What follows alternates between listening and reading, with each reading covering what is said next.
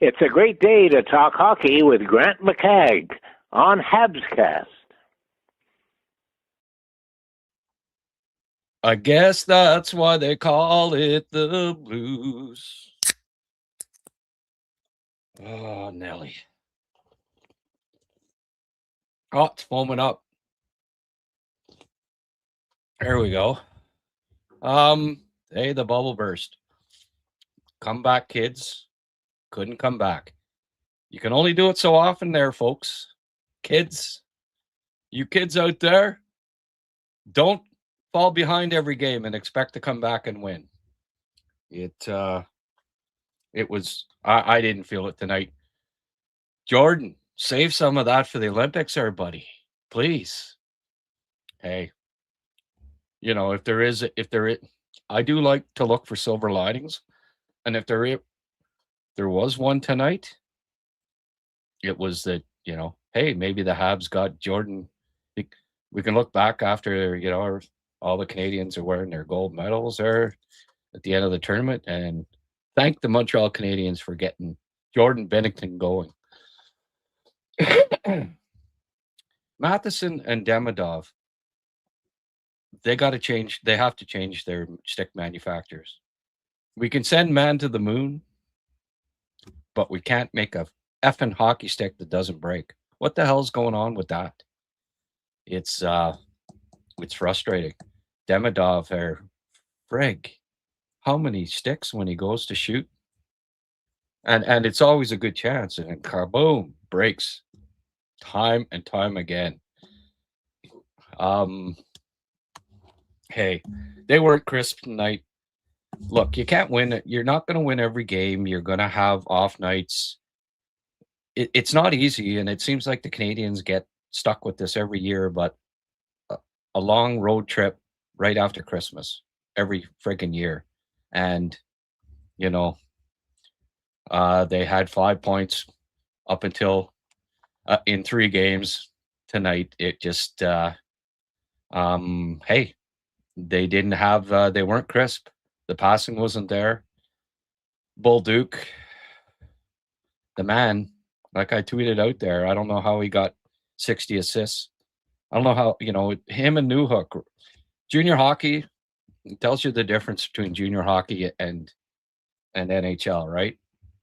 You can, you got good speed, you got lots of room in junior to make plays.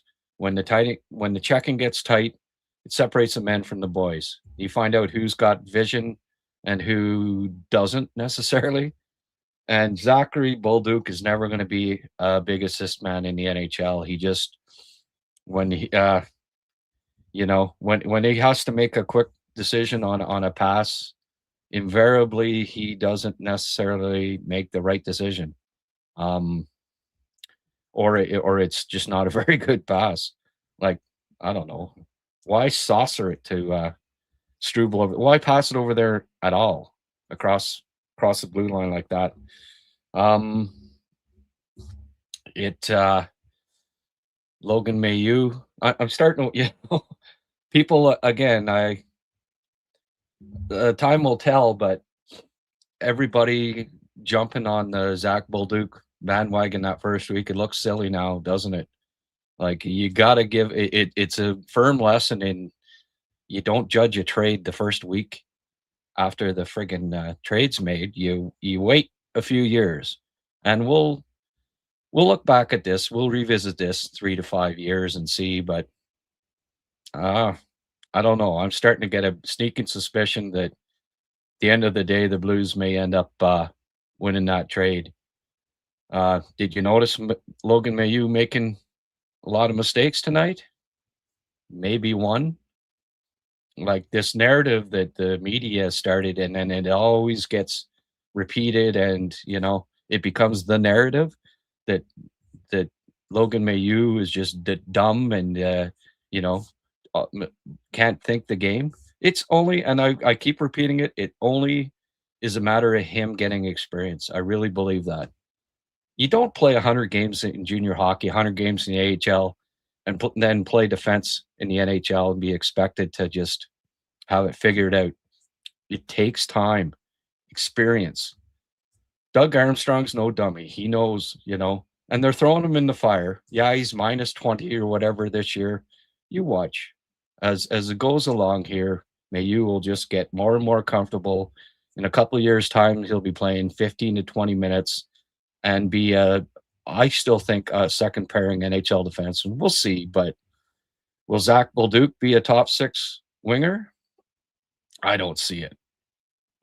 He might be a 20-goal scorer, but he's never going to be a 40-assist player. I'd be shocked. That's just not. It's going to be, bang in a few goals here and there, and that's it. But anyway, just I thought I'd revisit that subject because that's the second time they played now, and Mailloux's been pretty steady against the Habs in 2 games. Can't say there've been a lot of mistakes from him. He actually made a really good play on Demi there defensively at 1.2. But anyway, it'll be fun to revisit this trade in a couple of years, 2 or 3 years. I hope it's not the last time the Canadians traded a big first round right hand defenseman for a French Canadian. It didn't turn out too well, did it? I just hope that I hope it doesn't end up being the same deal. Sergachev, if Mailloux becomes even close to what Sergachev is, and actually there are some similarities there. That trade will not go down as one of the steals of all time, as one of my podcasting friends has might have mentioned a few months ago. Anyway, I didn't think Fowler looked too bad tonight. Can't blame him for the team not scoring any goals. But can't be worse than Drouin trade. Yeah.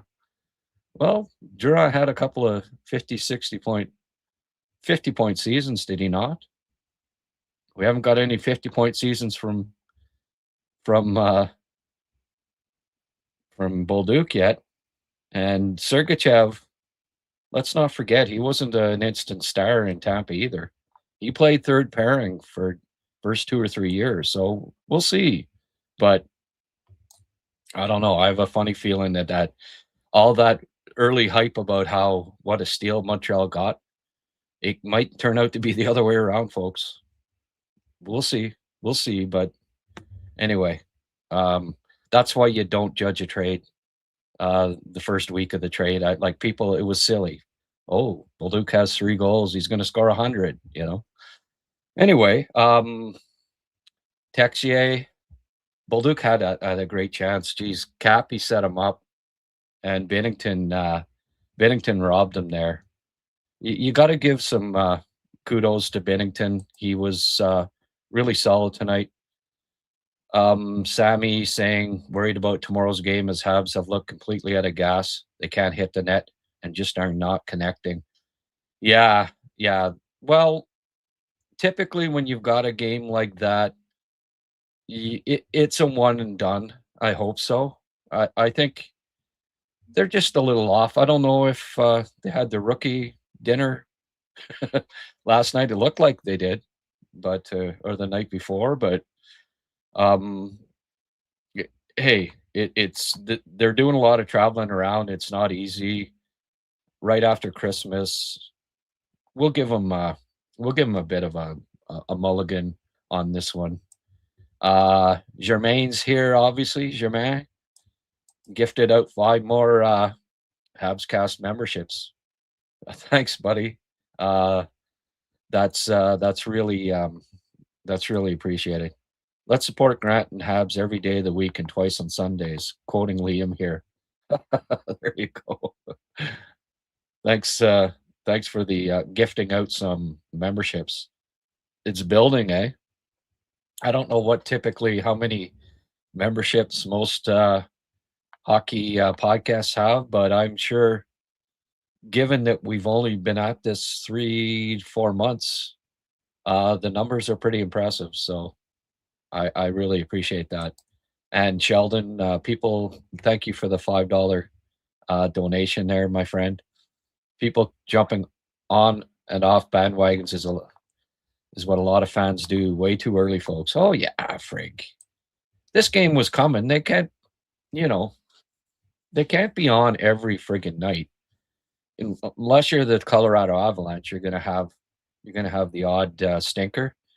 And the Canadians have been fantastic on the road this year. And hey, Binnington was good. Like they could have, it could have been 2-2 easily and gone to overtime, or 3-2 Habs, or you know, Suzuki got robbed a couple times. Bolduc got robbed. Um, right there, 2 or 3 goals is the difference in the game. So, you know, I think the Habs outshot them, right? The Blues did they even have 20 shots? I don't think so. So, hey, uh, do I feel that the Habs D-men lack the ability to get shots on net consistently from the point? Uh, I wouldn't complain too much about Habs defensemen offensively. I mean, frig, they're on pace to be the first group since 84-85 to have 340-point defensemen. Curvers, Chelios, Robinson, 84-85. I had to look back and I checked that out. So, you know, I guess that's why Dobson was on the is on the 5-on-3, because they want a point shot. But man, I don't know what the stats are for the Canadians on the 5-on-3 this year, but it seems like they never. Oh, they've scored a couple, I guess, but more often than not, they seem to get thwarted. Too much fancy passing. Like when Slav got that puck there, it was about the 8th zip pass in a row, and then he goes one more. Sooner or later, there's 3 things that can happen. Just like the pass in football, right? 3 things can happen. 2 of them are bad. It can be incomplete, it can be intercepted, or it can be caught. Same deal with the pass in hockey, right? There's a good chance that it isn't going to get there, and that sooner or later, it's not going to. The passes isn't going to work, and Slav needed to just go to the net. Bull, when you're not scoring goals, you've got to, and the goalie's playing well, you have to go to the net. You have to get greasy, and they didn't do that really tonight, to any degree. Binnington could see the puck. There's trying to score on the fancy passes again on the power play, and it just didn't work. Doc's needed for several reasons, but one of the biggest might well be that so there can be a little more offense on that second power play. They have been absolute shit. Like, they don't get anything going. Mind you, they usually only get out for about 20 seconds, but still. And then the first unit tonight, of course, gives up the shorty. I don't know, Slav there, when Demidov's one of your 2 defensemen and it's a 2-on-2, Slav has to bust his ass there. He was friggin' coasting back. He could have got back in that play there, but he just gliding along thinking, oh, well, Demidov, our super defenseman Demidov will know Demi's not a friggin' defenseman. Bust your ass back, Slav. Get into play and friggin' stop it. The last thing you should friggin' want is a shorthanded goal against. It's just, it kills you. It frickin' kills you. And Slav, you gotta bust your ass, man. Because the last thing you want is a it kills you. It's rare that you win a freaking hockey game when you get a shorthanded goal scored against you. And that was the difference in the game, really. That freaking shorty. But the second unit, man, Bolduc and Galley, like, they couldn't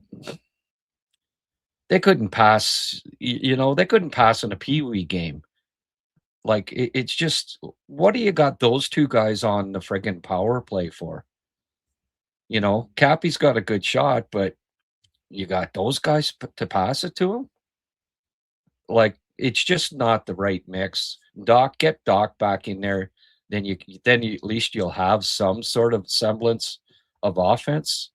But Texier, Gallagher, Bolduc, Cappy, Dobson, that's just it's not the right, and they keep trotting it out there. Have they not noticed that they don't even like they might have possession of the puck for 2 seconds in the offensive zone every time that group is out.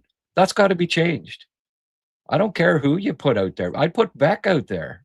Give him a shot, you know? Beck's got a good shot. He's got a better shot than Galley now. He freaking he can skate. Uh, like if your Beck's playing, put him out there. I don't know, put anybody out there but those guys. It's the wrong combination and it hasn't worked. And it's got to change. But one of the reasons why when Doc gets back, it'll be good to have him in on the second power play unit to give them a little more. I'd like to see Doc, Cappy, and I don't know, whoever. I guess Bolduc. At least Doc can gets control the puck in the ozone and maybe feed Bolduc on occasion, but I don't know. I'm just not Bolduc. The more I see, I'm getting it. Why why they were willing to make that trade. I just don't see a lot of vision from him. Um, maybe it will come. He's still a young player. Be patient with him, but his playmaking ability is I don't see a guy that's going to develop into a top 6. You got to have smarts, you got to have offensive hockey sense, and I don't see a lot of that from not yet anyway. I hope that changes, but that's my feeling on Bolduc at this point. You might have a third line 25 goal scorer, and that's fine. Play a direct game. Just as it's funny when Caulfield had that interview talking about him, and he says, yeah, when he plays direct, he's got to play direct. Bolduc's not going to be a puck possession dangler playmaker type.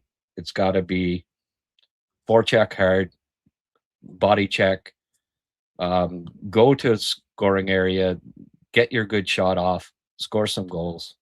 A little bit like Josh Anderson, he is, but with a better shot. Obviously, not as good a skater, as powerful as Anderson, but a smaller version of Josh Anderson, not quite as fast, but with a more accurate shot. I he might even be a fourth liner at some point, but Germain, thank you. Yeah, the memberships weren't enough, Germain. I needed that $10 from you too. I don't know what to say. Thank you. You just all of a sudden appeared last week, and you've been ultra generous. I know you've probably been watching all along, but thank you for joining in and becoming part of this ever growing Habs community we've got going here. 74 folks here on the on YouTube in the first 20 minutes. That's a good number. If you're watching on X, join us. YouTube HabsCast and join in the fun. We're gonna have. You got some questions? I'll do a little Q&A tonight. 92-93 was the last time the Habs had at least 3 players with 30 points at the 40 game mark. That's what that was a stat that they put up tonight, which I thought was quite interesting. And the thing is, though, they put up 3 names on the Habs.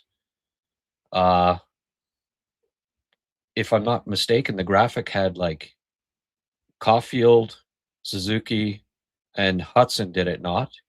Well, where was Demidov? Like that's, I think what it meant, what they probably meant to say there was 3 players with at least 40 points. Demidov has 35.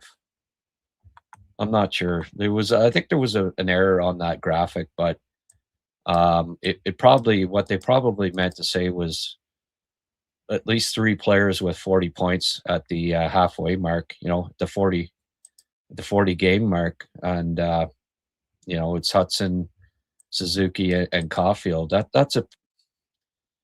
That's pretty sad that the Montreal Canadiens, the most storied team in NHL history, since the last time they won a cup, they have not had 3 40-point scorers at the 40 game mark. But hey, another thing to be excited about, right? This team, yeah, tonight was a bump in the road. I'm not too concerned about it. It happens. Deke, piss poor effort. I think that, just we're lacking energy tonight. That's just, that's the way it goes. I guess that's why they call it the Blues, right? More commitment by the Blues. Yeah, well, they're at home. They have more incentive than the Canadians tonight. They got to get back in the playoff race. Happy that Binner is getting ready for Olympics, but unhappy with Habs' performance in certain areas. Yeah, that kind of sums it up. Should have got you to do the recap at the start of the game. Let's have a look at the stats here. Probably not going to be too pretty. I'm going to have to take off Germain's. We'll take that off. Here we go. 21 minutes for Matheson tonight. Cutting him back a bit. Hudson and Dobson, 27 minutes. Well, that's interesting, eh? Carrier over 20 again. Slav, Caulfield, Suzuki, all 20 plus. Demi, 19. Oh, they were all on the power play, right? And then at the end of the game. Arbor only 753. Really not playing Arbor a whole lot, are they? And Struvel back to 931. I don't know. You couldn't blame those guys for that first goal against. Freaking what's Bolduc doing passing the puck right across the other side of the friggin' ice in his own zone like that? Wasn't a smart play, especially 3 feet off the friggin' ground. Obviously, just some minuses tonight. Galley, the only player, -2. He did have 6 shots on goal tonight, though. Involved in the play, both good and bad. For a team that didn't have the puck a whole hell of a lot, where were the hits? Highest hit total in the game was 2. And 4 players had 2 hits. Sorry, but you need more than that. You need to be you need to be hitting a little more. It was not a good night in the physicality department. They just didn't seem to have any oomph. And then the freaking the passing, it was off. Deneau, 61% in the face-off. Solid again. Another decent Cappy, 56%. Suzuki, 52. The Canadians won the face-off battles tonight, 56-44. So there. More shots, won the faceoffs. That was about it, though. Not a lot. Not a lot more you can celebrate from that one. Anyway, they were on an offensive heater, and that kind of got quelled, didn't it? Tampa, big win tonight, like 7-2. So they're red hot. Obviously, Montreal had a chance to pull even with Detroit, and Detroit lost today, but they did not. So they remain fourth place in the conference for now. That's probably going to change. Obviously, there will be some games tonight, but they'll still be in the playoffs at the end of the night. Who else we got here? Pittsburgh's back in the playoffs now. Islanders, Pittsburgh, Capitals, Flyers. So Buffalo just on the outside looking in. That's tight, eh, folks? Sabres finally lost one. The old streak came to an end today for the Sabres. Now it's the Lightning that are the hottest team in the Eastern Conference. And the Leafs won 4 of their last 5. They're in 13th, but 3 points out of a playoff spot in this crazy, absolutely crazy Eastern Conference. So changes every day. I guess that's good. Let's get to some more. Nobody's perfect, eh? Bring back aluminum. Yeah. How about Kevlar hockey sticks? Too many fancy plays, but better effort in the third. Well, that's kind of been their MO lately, hasn't it? Third period, wake up in the third, but too much too late. Didn't like the long pass from our D-man from our zone to our wingers on blue line. Either they were icing, tip in, or grabbed by Binnington and caught, but Blues D-man jumped on them. Yeah, that's a good observation. It was,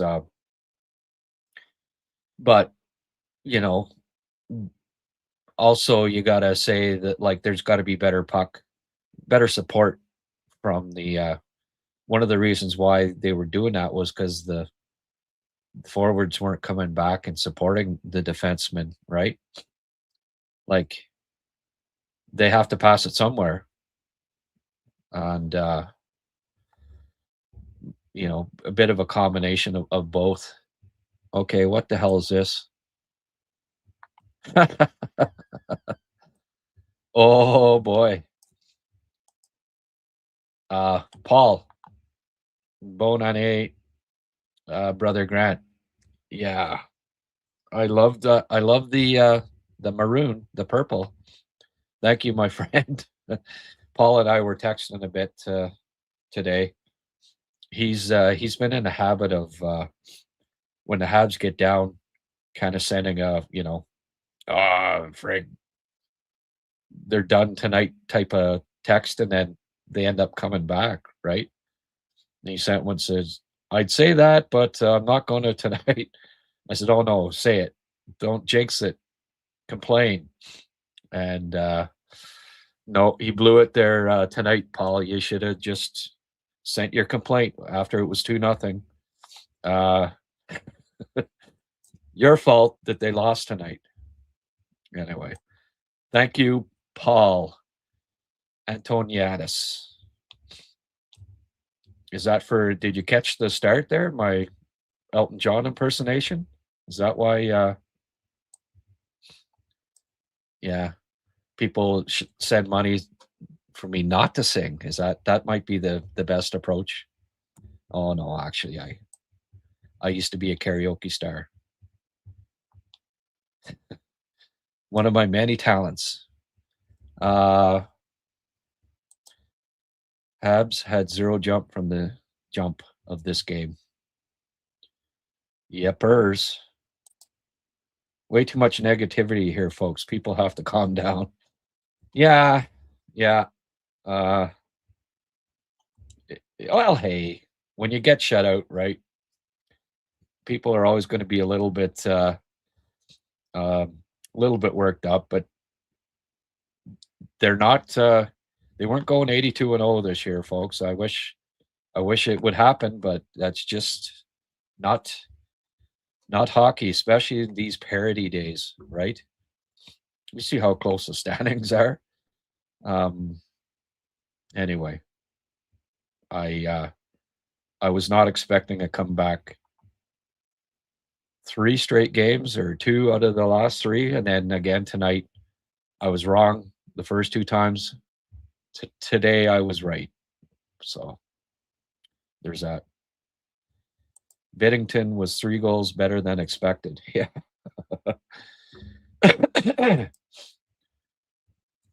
Second goal, yeah, well, Lane gave up. Lane gave up the puck there. Hey, kid plays 27 minutes a game. He freaking saved Montreal's ass dozens of times. I'm not gonna get too. I'm not gonna get too critical of Lane Hudson, right? There's going to be the odd. There's going to be the odd mistake, and frig, I'm over it already. Especially when my friends here send me some money. There, oh, Mark, let's hope this one shows up. That's 20 so far tonight, sir. Keep up the good work. What? You tried to send money earlier? It's just not showing up. Okay. I hope it's not coming out of your account. Oh, wait a sec. Because your show's awesome, sir. Keep it up. Okay. Sorry, Mark. I guess the money's just flying in. So fast and furious. I didn't see your first contribution. Thank you very much. Gomez is looking at you. What for all-time bad trades? Can Demi or Matheson break their stick contracts? Yeah. Read my mind, Germain. I didn't see this before I commented on it, but I don't know. Can you put pine tar on your sticks? I'd go like I'd George Brett it, go from freaking tip to heel with pine tar or something. Yeah, okay. You know, all the technology, modern technology. You can shoot the puck faster, but does it effing matter if your stick breaks half the time?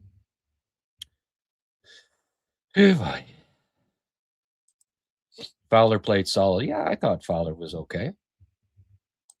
7 straight road games is bad enough for GM 6 and 7. For games 6 and 7 to be back to back nights is unfair for any team. Yeah, I know. They really put it to the Habs, the schedule makers, as usual. At least this year they didn't start them off with like 5 straight on the road like they used to always do. Ridiculous. Drouin has actually played well over the last number of years. I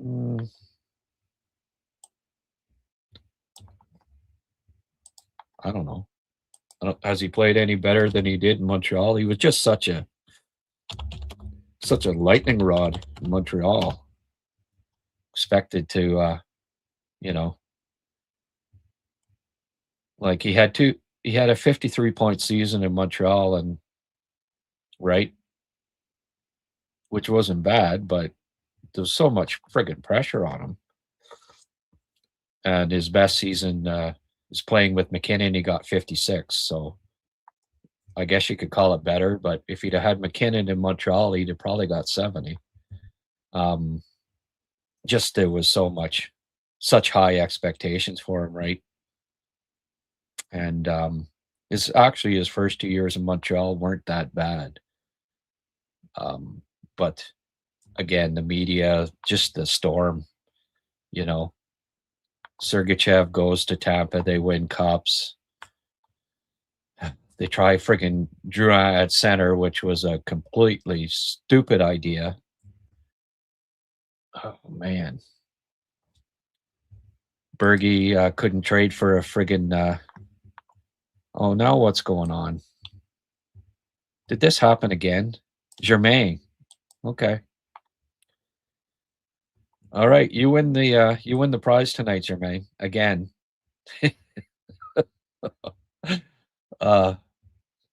Matching Paul. Paul, he's up $60 and 5 memberships, man. I never, contributing $50 second fiddle. I wouldn't be thinking that. Like and subscribe, y'all. Yeah. Yeah. Or even send money. Okay, now I'm getting greedy. Thank you. I don't know what to say, Germain. I'm glad you discovered this HabsCast. If Beck was playing fourth line, he'd have like 8 goals, but now Deneau doesn't score and we get shut out. What a shocker.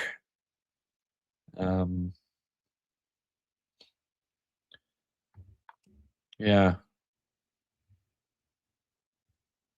I don't know. Beck, maybe try Beck on the third line. Deneau's not creating a hell of a lot of offense so far, eh? And that shot, he got it in the slot, and it's like his hardest shot, and it was about 35 miles an hour. But winning the big draws, hasn't been horrible defensively. I think there's another level there yet. Hopefully that comes as we go along here. The major problem on the PP is not enough net front presence. Slav has to be a net front, not along the wall. Well, just like when I agree, Sheldon, just like when he got the puck on this, where was he on the side? Tried another friggin' pass. That should have been just drive to the net, try to score. Carrier, man, oh man. He started off the year getting points. He was jumping up into the play now. Now, like, it's like he ends up getting the puck in a scoring area. I don't know how many times this has happened over the past 20 games or so. And then it's just fumble. The puck off a stick over, like just no hands at all. When, I get excited. Oh, here comes a good check. Oh, no, it's 45. This isn't going to end well. It's, yeah. I don't know. Hurry up, Reinbacher. Get ready. Because I like Carrier's, I like his compete. He's okay penalty killing and stuff. But before they're winning to, seriously contenders, I think there's going to need to be an upgrade there. A little more size, right? I think the trade will end up being pretty good for both teams.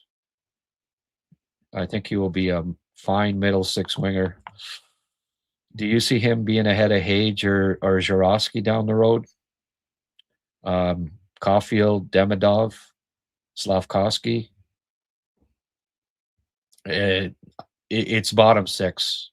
I can't. Which one of those 5 that I named can you see him being ahead of? That's not even including Doc if he stays on the wing. Like when this team is at its formulative best, he might be a fourth liner.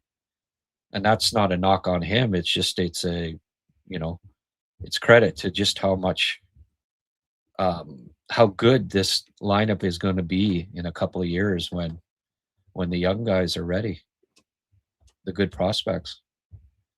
But can you seriously, when Hage is ready, when Zhirowski's ready, can you see him being a second line winger? Demidov, Caulfield, Slavkovsky, right? You think he'd be the next guy? ahead of, you know, I don't think so. There's just not enough. You know, yeah, he's young, but at 22, if you don't have if your hockey sense isn't great, it's not you're not going to develop hockey sense. You're not going to develop vision. You either have it or you don't. And I just don't see Bolduc ever being a high assist man. But hey, that's just my opinion, and it is a prediction. And I hope you're right, more right than I am. But I think it'd be third line and not, you know, and not second. When you say middle six, that's second or third line, right? Um, New Hook's also in that mix. New Hook brings some elements that Bolduc doesn't, just that speed alone. So will Bolduc, when New Hook's back, will Bolduc be ahead of him? When Doc's back, will Bolduc be ahead of him?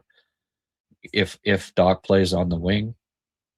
So there's New Hook, Bolduc, Slav, Demidov, Caulfield, and likely one of Jarosky or Hage, or maybe both of them. He's got to be better than four of those guys. I don't like the odds down the road.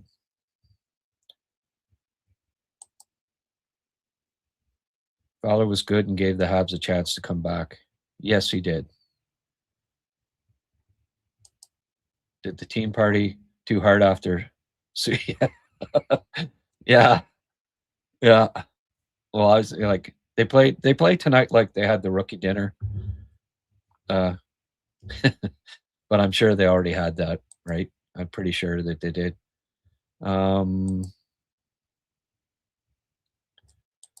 Played like they delayed New Year's Eve party. Yeah, yeah, pretty much. We're not getting a huge crowd out here tonight, eh? 77 people on here. Hey, after a loss. Bolduc on pace for 20 with no line stability. Yeah. Yeah. Let him take experience. We'll talk about it after. Oh, yeah. But hey, I've scouted players for the last 25 years, and, you know, you got to have certain elements to be a point producer, and there are some issues there that I don't see. Like I say, I don't. If you lack vision, um, you know, I don't think that ever changes. But every team has ups and downs. The players aren't robots. Very good point. Binnington brought his A game. Well, let's hope that we see that A game in the Olympics. There is a bright spot to tonight, right? Hey, everybody, let's get behind this incredibly young team. I like the positivity. Binnington had a good game tonight. Yeah, we got to keep that in mind. Who are the Jets going to get with the number 2 overall next summer? Yeah. Verhoff, he'd be a nice add to that team, eh? They could use him. Stenberg. They got goalied, period. Hey, Binnington was good. Yeah, Susie had a couple of chances tonight to put in rebounds, and he just couldn't do it, eh? It's too bad.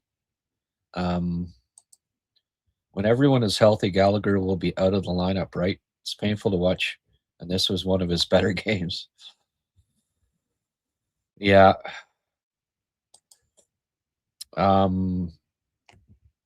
Germain Grant at HabsCast.ca. I'll type it in here. HabsCast.ca.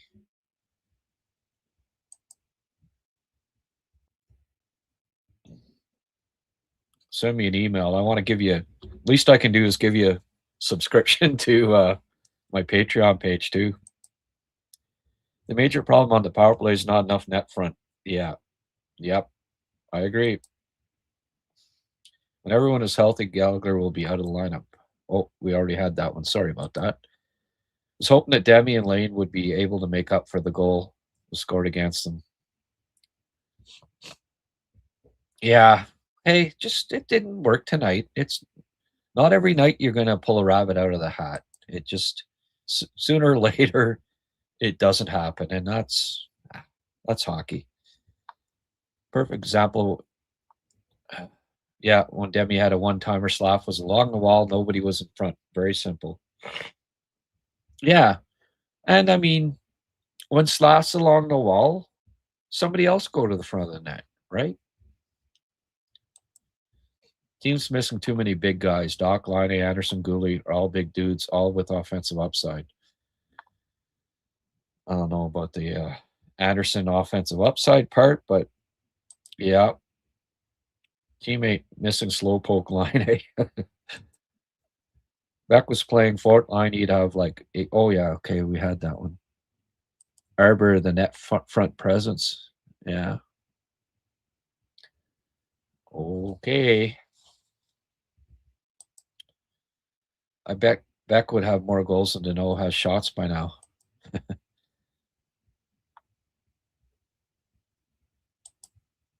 Habs fans are rankled tonight. Yeah, well. Get spoiled, right? Imagine if they'd have had social media in 1980 after 4 straight cups and then losing to Minnesota. You know, wouldn't wanted to be in the live chat that night. What a bunch of bums. Why did they get rid of Bowman? Wah. Bolduc. C tonight. Against a team who traded him too. Brutal. Yeah. Should have scored one though, eh? Fred Cappy put it right on his blade, and I was pissed off. He didn't put that in. Well, I'll tell you, they could use Line on the power play tonight. You know, the big M is here. Yeah, Frankly Mahovlich is here. Why be rankled, folks? Calm down. The future's so bright, we need sunglasses. See? Jermaine gets it. And like and subscribe. Only 11 likes so far. Come on, people. Lap the lights for Grant. He works hard. I absolutely do. Don't let the beer fool you.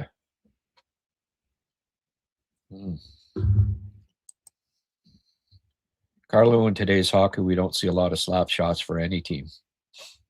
True. They must have meant point per game, otherwise makes no sense. Yeah. I'm not rich, Grant, so don't tell my wife, haha.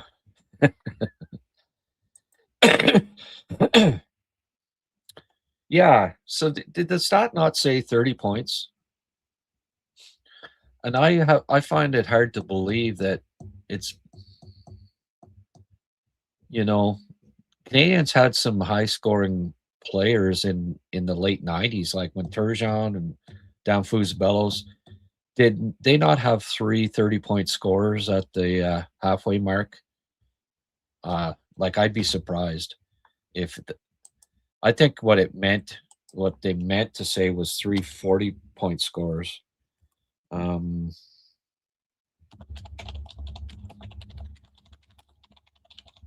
you got my interest peaked here. I just want to check something.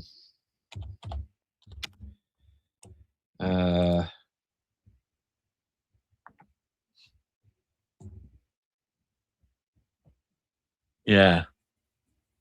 Because in 92, 93, they had 4 point per game players. And they're saying that's the last time they had 3 players that scored that had 30 points at 40 games. I find that hard to believe, honestly. Maybe it's right, but that's only a 60-point pace, right? I mean, in 95, 96, Turgeon had 96 points, Danfus had 94, and Recchi had 78. Are you telling me that Recchi didn't have 30 points after the first 40 games? Highly unlikely. So anyway, I think the stat was off in some regard. Bolduc, Lambert. Oh, Jesus. You wish. I wish he'd be Yvon Lambert. My daughter Olivia is at the Laval game tonight. She promised us an update if she can. Good. Yeah, fill us in on that. Florian Jackai tapped her hand with his stick. She is overjoyed. Oh, boy. Good for him. The team could win the cup. It doesn't get injured. They can win against anyone, but they seem to always be hurt, which kills you. We've caught plenty of teams in the same situation. Yep. Bolduc couldn't carry Lambert's stick to practice. Lambert, hey, yeah. Yvon Lambert was a tough cookie. I've never seen Bolduc fight, even. Not that that matters that much, but Lambert was a hell of a player. Bolduc's a better skater than Lambert, but that would be the only thing I could say where he has an edge on him. Certainly not as tough. And Lambert went to the net. He took all the dirty, Bolduc is no Lambert when it comes to net front presence, that's for sure. Yvon camped out there, and it was hard to move him. He was a tough, strong man. Matheson would make a great play and immediately get back in trouble. I didn't think Matheson was too bad. TSN gave Galley the third star tonight. Ooh. Has made a lot of giveaways. Yep. Oh, here's a new name. Gaston Michaud. Couldn't. Yeah. Bolduc versus Yvon Lambert. Couldn't hold it in any longer, eh, Gaston? Yeah. Yeah, yeah. Did you guys see my $10 donation? Doesn't show in the chat for me. Really?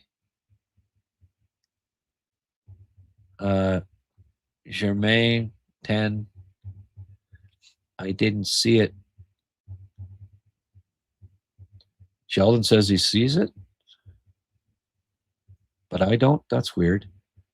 I got a $10 donation from Monsieur Benoit. Sheldon says I saw it, Mark. Okay. Well, hey, thank you very much, Mark. You see the charge? I seen the charge go through. Just wanted to make sure Grant gets it. Well, I'll let you know. I'll let you know about that. Tell you what, I'll check right now on YouTube, because I'm a bit curious about that too. Bear with me here for just a sec. But you got some questions to ask me? Have at her. You know what the cool thing about so much parity in the league is, the Canadians do, the worst case scenario, they do drop out of the they go on a bit of a skid. You could have a really high pickup just like that. I know that's not the way you want to look at it, but let me just see here. Mark, a 5 and a 5. No, it's not. It didn't go through. The super chat, Mark. The 2 $5 donations did. That's weird that you got charged for it and it's not showing up. I may have to contact YouTube and see about that. Or you can maybe we both should, but no. My super chat activity does not show a $10 donation from you. Got one from Brian, but not from you, Mark.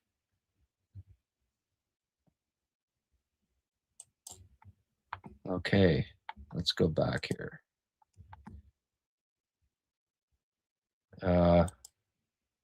Again, two purples.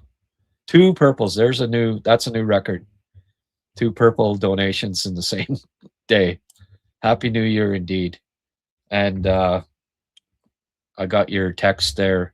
Happy New Year, buddy. I will I'll get to a game at some point this spring. I'll let you know. I'm not rich, Grant, so don't tell my wife.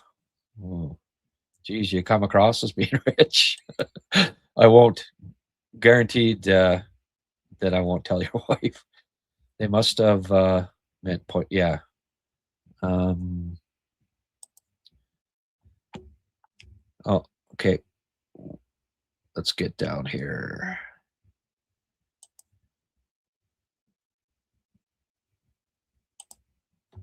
Holy hey, Paul. Yeah, I know. Show off. Hey, I don't mind show offs. Blues put on a cycle clinic this afternoon. Yeah.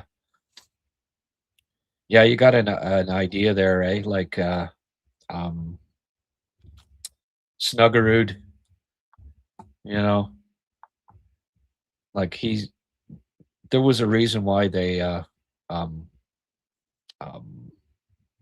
traded Bolduc, because they've got a lot of good young wingers in the system. So it was I mean, it's going to ultimately hopefully benefit both teams, right? Canadians needed another winger with size. The Blues needed a defenseman. Each team had a surplus, so I still think at the end of the day that it will end up benefiting both teams. I just would slow down on the early rhetoric about how the Canadians stole, that it was a robbery on Montreal's part. It's not looking that way right now. I think it will end up being, at best for the Canadians, even, I think.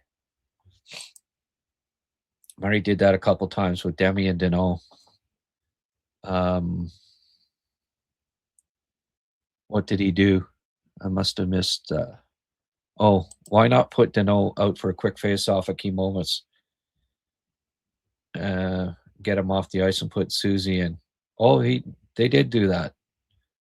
What they do is they take off. Like I saw him out in Demi's place. So Demi, Cappy, and Slav are out there, especially in the defensive zone, and they get him taking the draw. And then they don't take Susie off. They keep Susie on. And Deneau takes the draw, and then it's either Texier or Caulfield is off. I think it's usually Caulfield, actually, because Bill Guerin tells Marty that he's not good defensively. Okay, just kidding. Fort George. Hey, man. Here's to the cause, lol. Thank you. I really appreciate it. Every bit helps. And I can go back up later and say, see?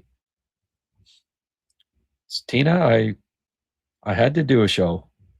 I earned some money. Don't quit your day job. I guess that's why they call it the blues. Are you talking to me? You mean my singing? My call. I don't know, my friend. That's an insult. Yeah. All right, Mr. Paul. Blay, 7 hits last game, 0 hits tonight. Yeah. Yeah. Funny, eh? These guys go back into St. Louis, and you'd think that they'd have been motivated. The three of them, none of the three of them had particularly good nights tonight. I didn't think. I expected, okay, they'll show up tonight, but what, Blay didn't want to hit any of his old friends or go from 7 hits to none against a team that basically gave you away. It surprised me. Then we played a couple shifts with Suzuki Caulfield in the first period.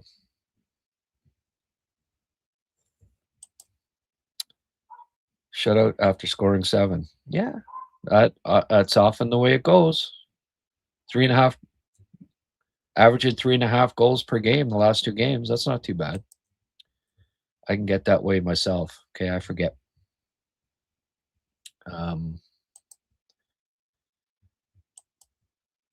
Let's hope this one shows up.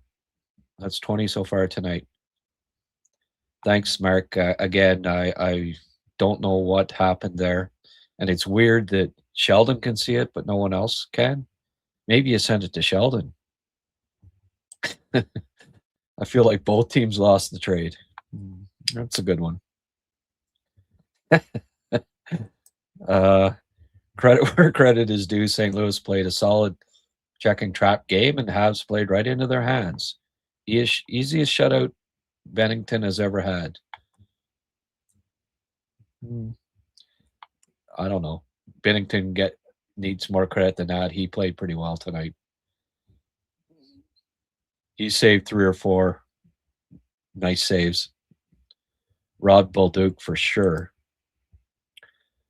Yeah. We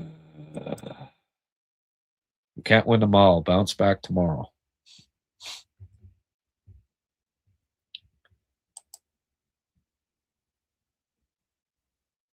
Yeah. Thanks, Mr. Paul. I will never get critical of Lane. He makes mistakes like every player. He works too damn hard and cares too much to be angry at. Oh, yeah. Folks are pretty good about not getting angry at Lane. Hey, come on. Leads the league in assists. What were they saying? He might be the quickest to get 100 assists, the start of his career. He's right there with Zubov or something like that. That's not bad. The content on this channel is worth every penny. Right on. And yes, by the way, when you contribute, Rick gets the odd dripping from here. I sent him a bit of cash there the other day to help get his bloody computer fixed so we can get him back on here. I've been doing solo ones. Rick would have been on, I'm sure, a couple of times in the last week if his bloody computer didn't. The operating system went on him, and I feel bad for him. I hope he can get his laptop fixed because I miss Rick's great takes on here after games. He's not going to be doing, well, they're playing at 2 in the afternoon, right? So we're not going to do our usual Sunday show, in part because of that, but also because he doesn't have his laptop working right now. Y'all making me look bad now. Hey, no. Are you kidding me, Mark? We're playing poker again tonight. Yeah, I'll see your 10 and raise you a 40. Your man is loaded. I'm going to be on the street with my cap out.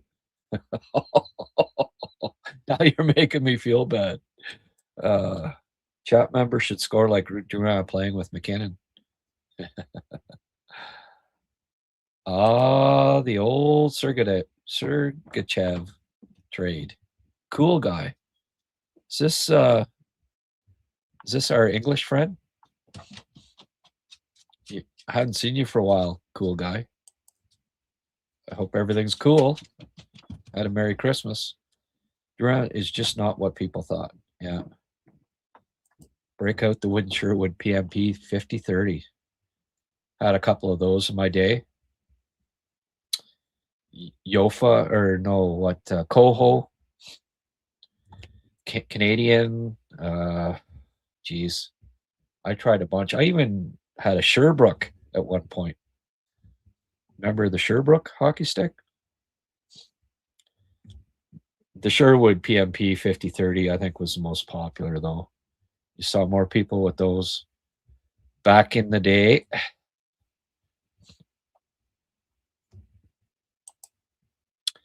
Fort George, Sherwood Featherlight 50-30 PMP.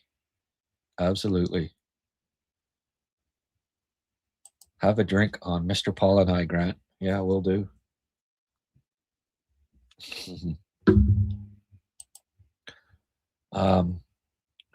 Still don't understand why they felt so strongly about Bolduc when the team needs center depth. I don't know. They needed a winger. They still do need a winger.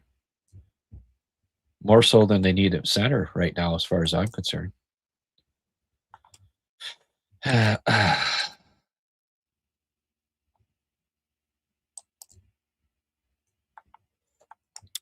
Oak Hill's offense both ways. Yeah. Game was like watching paint dry. Can we please put Hudson on the 5-on-3? Well, I did mention that tonight. Like, why?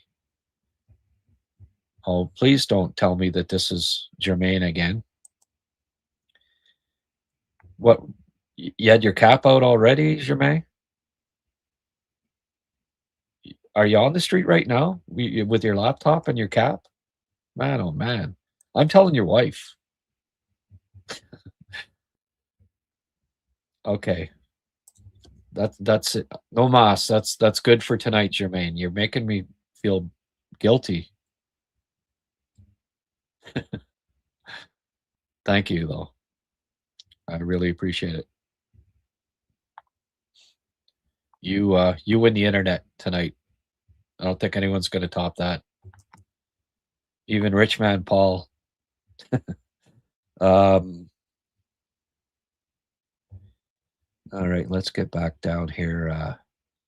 Anyone got some questions for me?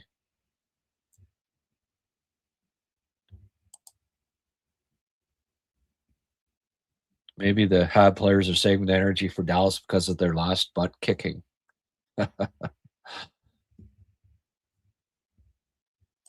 No more money left. Glad to help you, Grant, and your loyal fans. And then you turn around and gifted some more subs. Okay. Well, thank you again. I'm not sure Bolduc is going to be here long term. I hope I'm wrong.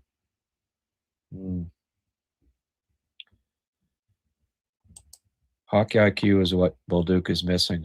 I find that he's disappointing me a bit with his puck decisions, but hopefully the game starts to slow down for him. I mean, we saw it a bit with Slav when he was 18, 19. You know, the game needed to slow down a bit for him.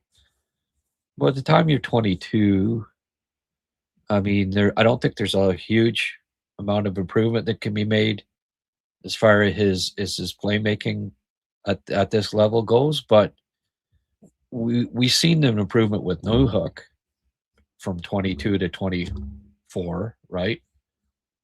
Maybe, hopefully, Bolduc, the game can slow down for him as he gets more experience. I'm not writing him off completely here as a middle line player, but I think I've seen enough at this point where I'd be surprised if he ends up being in the top 6.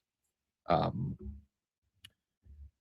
I don't see it this year, and then as we go along here, a player like Michael Hage already, I think, has shown that he has more upside to be a top 6 player on this team than Bolduc.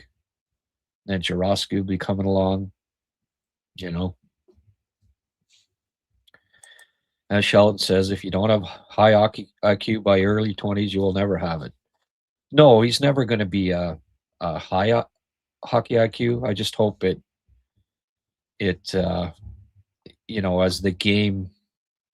as he gets more NHL experience, the game slows down for him. We have quality people over quantity this evening. Yeah. Quality and generous people. Absolutely. Sheldon. Charmaine is having quite the night. Thanks, Charmaine. Yeah. Thanks. And thanks, Sheldon, for you're being generous tonight, too. The Toonie would have looked a little wouldn't have stood up to to these donations, eh, Sheldon? Thank you. I appreciate it.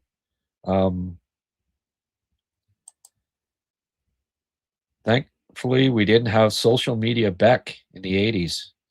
Yeah, I remember,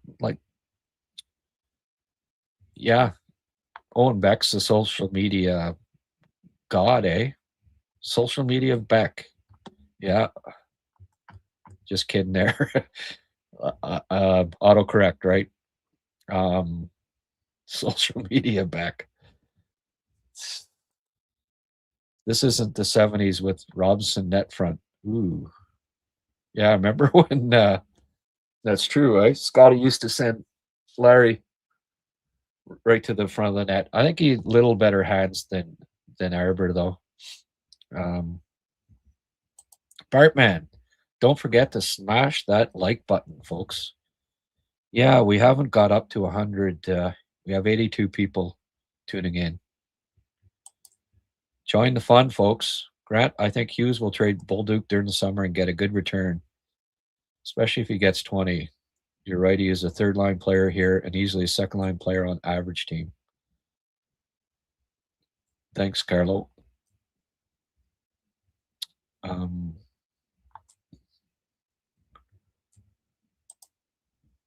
a Winnipegger, I hope they get a top 3. Yeah. Got slapped in the face when he tried to bang the puck in the net. Susie? Yeah, I think so. It was one of those games. Just wasn't meant to be. 2-man power play and got nothing. Yeah. When that happened, you kind of that, you know what? The bubbles burst. Habs never had no energy tonight. Yeah, I agree, Darren. Thanks for reiterating what I said at the start. I don't ever see the Jets winning with Connor Hellebuck in net. Yeah. I don't know. He is the reigning Hart Trophy winner. It's not like they are in the playoffs every year and he's played like 80 games and sucked or something. I think he can, but we'll see. Most of the championship teams have a main core of players. How long do GMs keep the team's core together before rebuild? Yeah. Well, if you're Toronto, it's a decade and it doesn't work. It was said that Bolduc changed his game to be a bit of a banger in second half last year with the Blues. Led to his success. A lot of his goals were on the power play. He was really good with the man advantage. Yes, Mark, for sure, man. Definitely quality on here tonight. I'm just going to double check this super chat and see if that $10 $10 came through from you.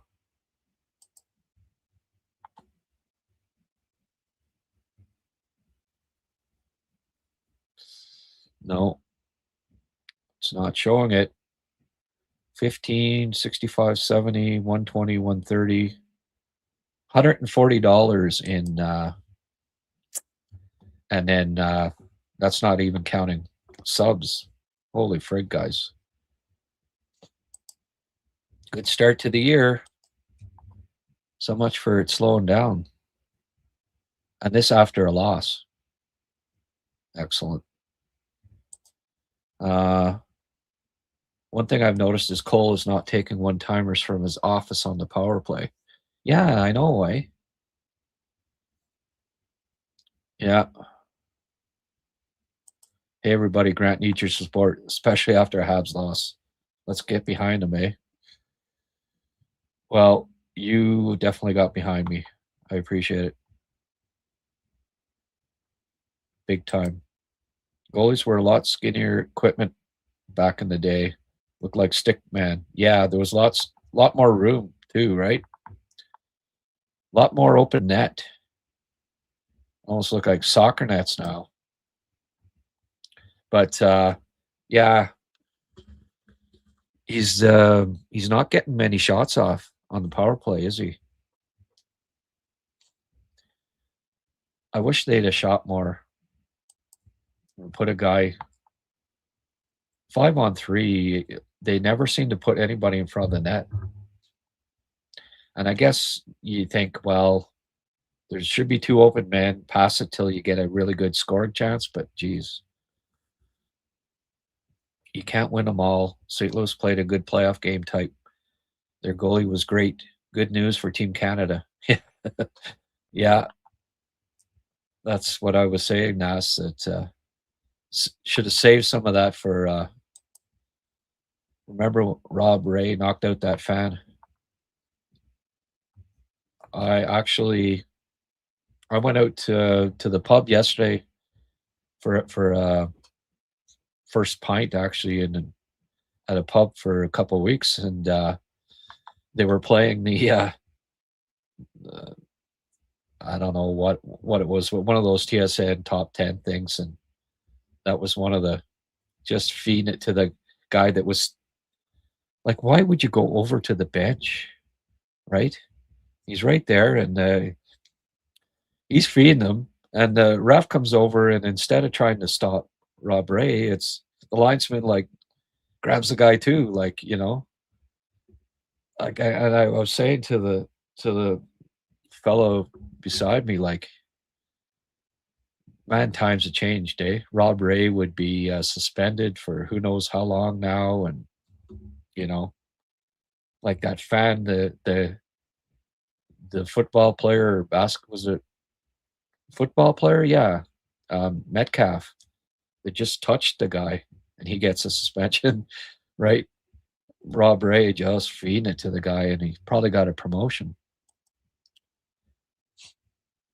I think after the show, I'll watch a Habs game from the 70s. Yeah. Good idea. Thanks for the show, GN from Calgary, everyone.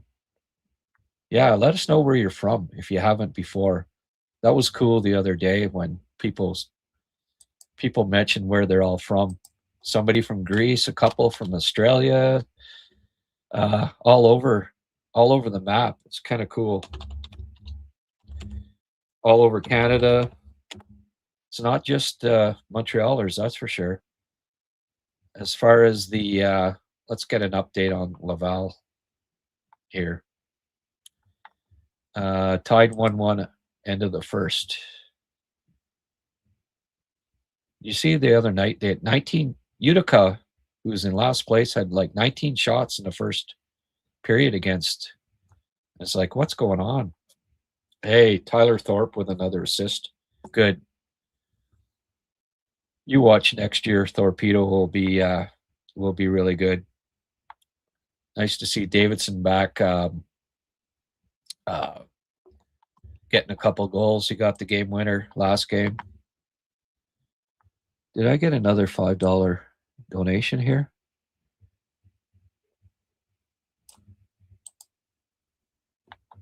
Mark, again, thank you, my friend.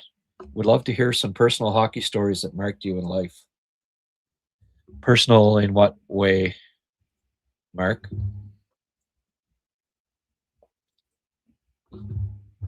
Like me playing hockey, or my younger brother played on Northeastern Huskies with Knuckles Nyland. Really? Wow. Back in the day. That's pretty cool. The Blues did a good job. Hey, Giselle. Finally get some female content here.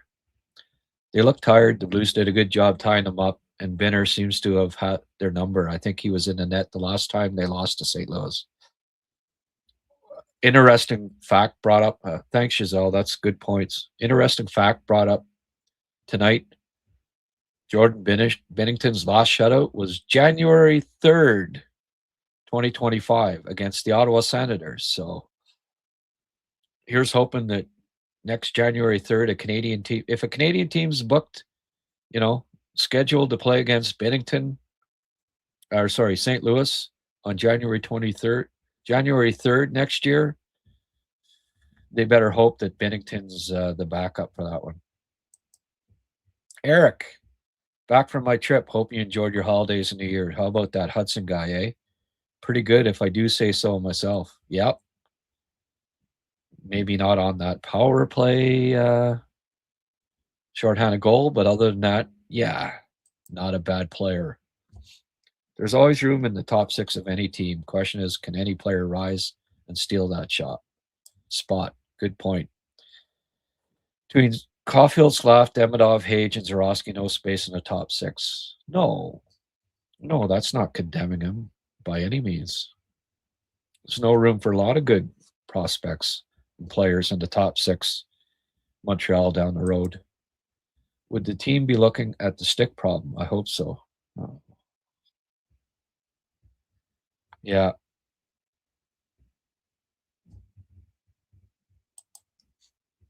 I hope Donnie is okay, Grant. You've been able to get in touch. What, McCaskill? Yeah, he was on here the other day. Is that who you're talking about? A boot?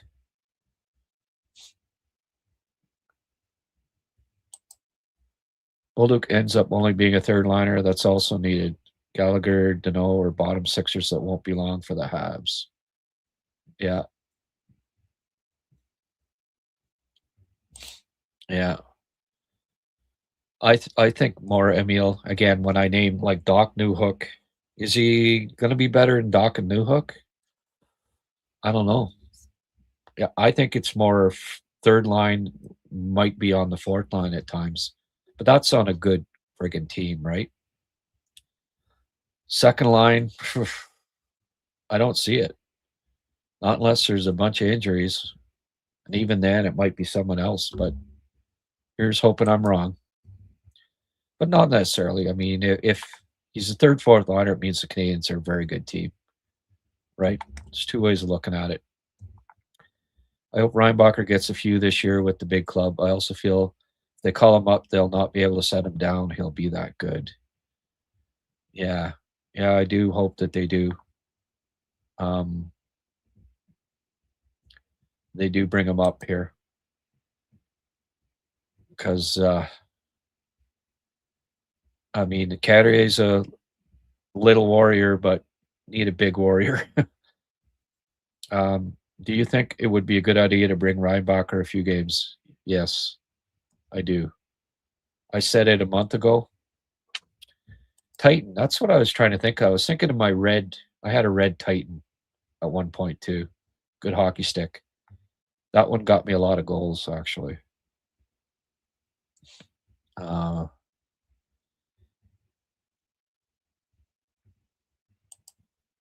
Okay, so we need to donate more to get Rick's PC fixed. Grant, I can fix his PC. Oh yeah, it's like a need to reboot or the Windows. Rick, tell us what that is again. That's wrong with your PC. Grant, how long can we stay with the three goalies? Rick, if you're still on here, just quickly note what it was.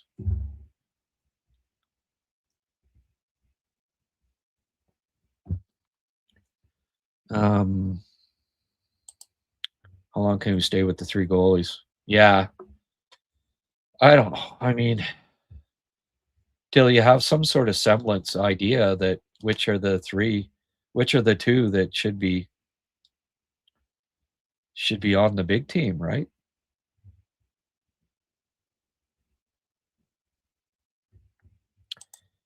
It is a Saturday night, Grant. Yeah, that's probably why it's not a huge gang out here, but most of us are fossils. Grant, what do you think of the Habs will do with Gallagher? Trade him at the deadline. Yeah,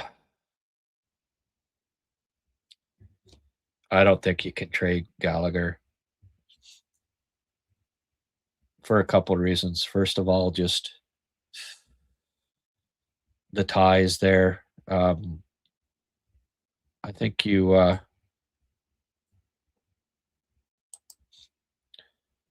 Awesome, George. Hope these small donations give Grant encouragement to keep up with this amazing podcast. Absolutely.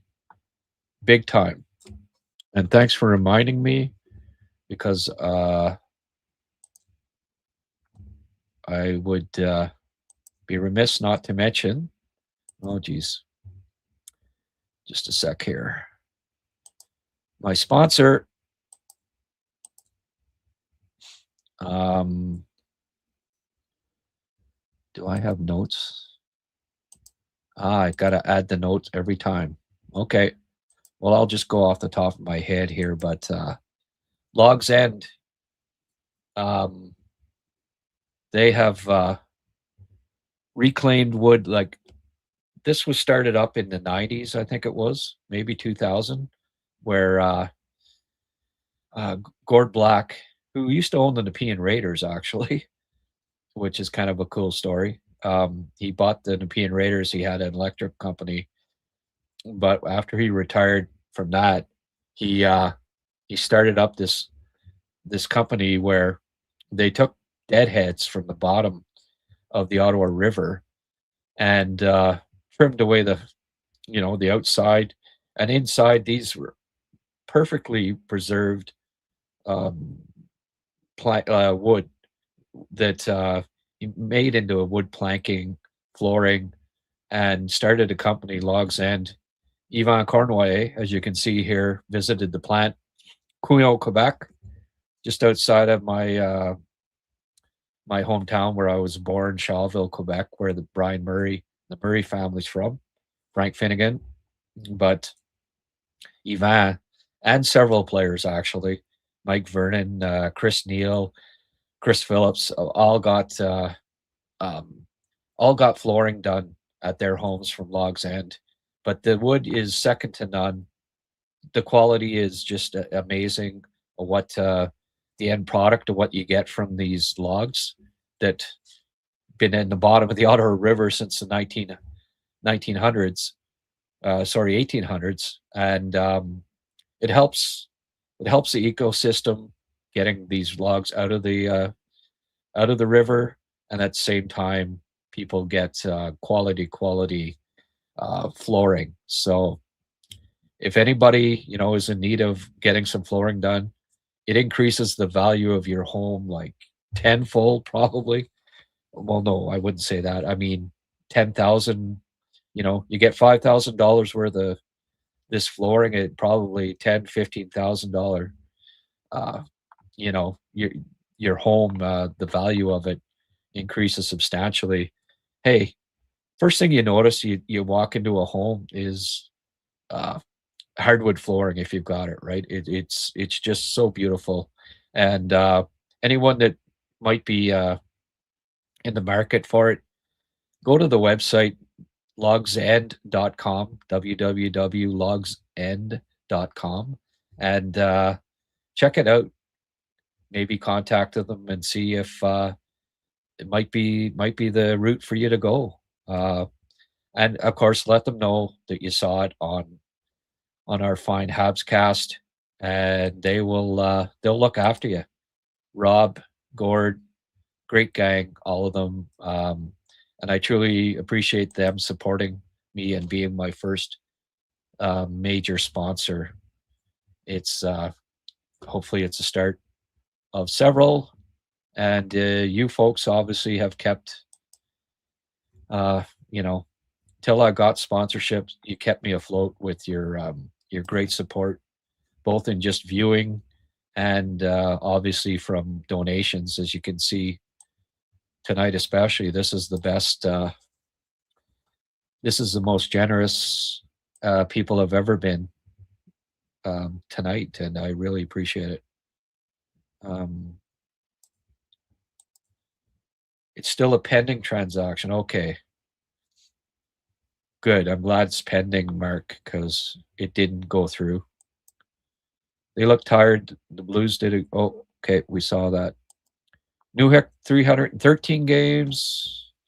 Bolduc, 138. Yeah. Yeah. Okay. I don't know why you're like, are you suggesting that I'm shitting on Bolduc? Again, even now, is Newhook a great passer? No. If by the age of 22 you lack vision, just for somebody that's been in the scouting business for 25 years, I know by the age of 22, Emil, if you're not a good playmaker, it's not just going to come to you, as you get older. He does not have second line upside. I'm telling you that. That's my opinion. You don't have to agree with it, but just from my experience in the business for 25 years, that's not shitting on him. It's just, that's my opinion, and it's a fairly informed opinion. Anyway, Newhook's never going to be a great playmaker. Bolduc's never going to be a great playmaker.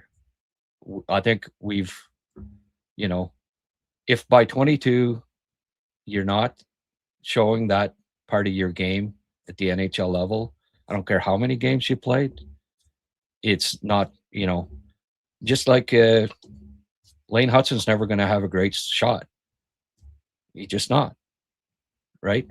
We don't have to, I can make that safe prediction right here and now. Brendan Gallagher at 21 years of age, I knew that he was never going to be a above average NHL skater, but he had bring other elements to his game, right?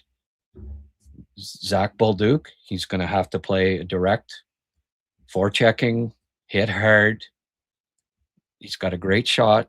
Those are his assets, and they're okay. He's got good size, got a very good shot, but he's not going to be a point producer, a big point producer. It's just not his game. And I'd be more than surprised if that's what he ends up being, is a, I don't know, 40, 50 assist. We can revisit this in 5 years, and maybe I'm wrong, but I think it's like really high probability that Zach Bolduc never hits, more than 35 assists. I doubt he ever gets 35, but maybe.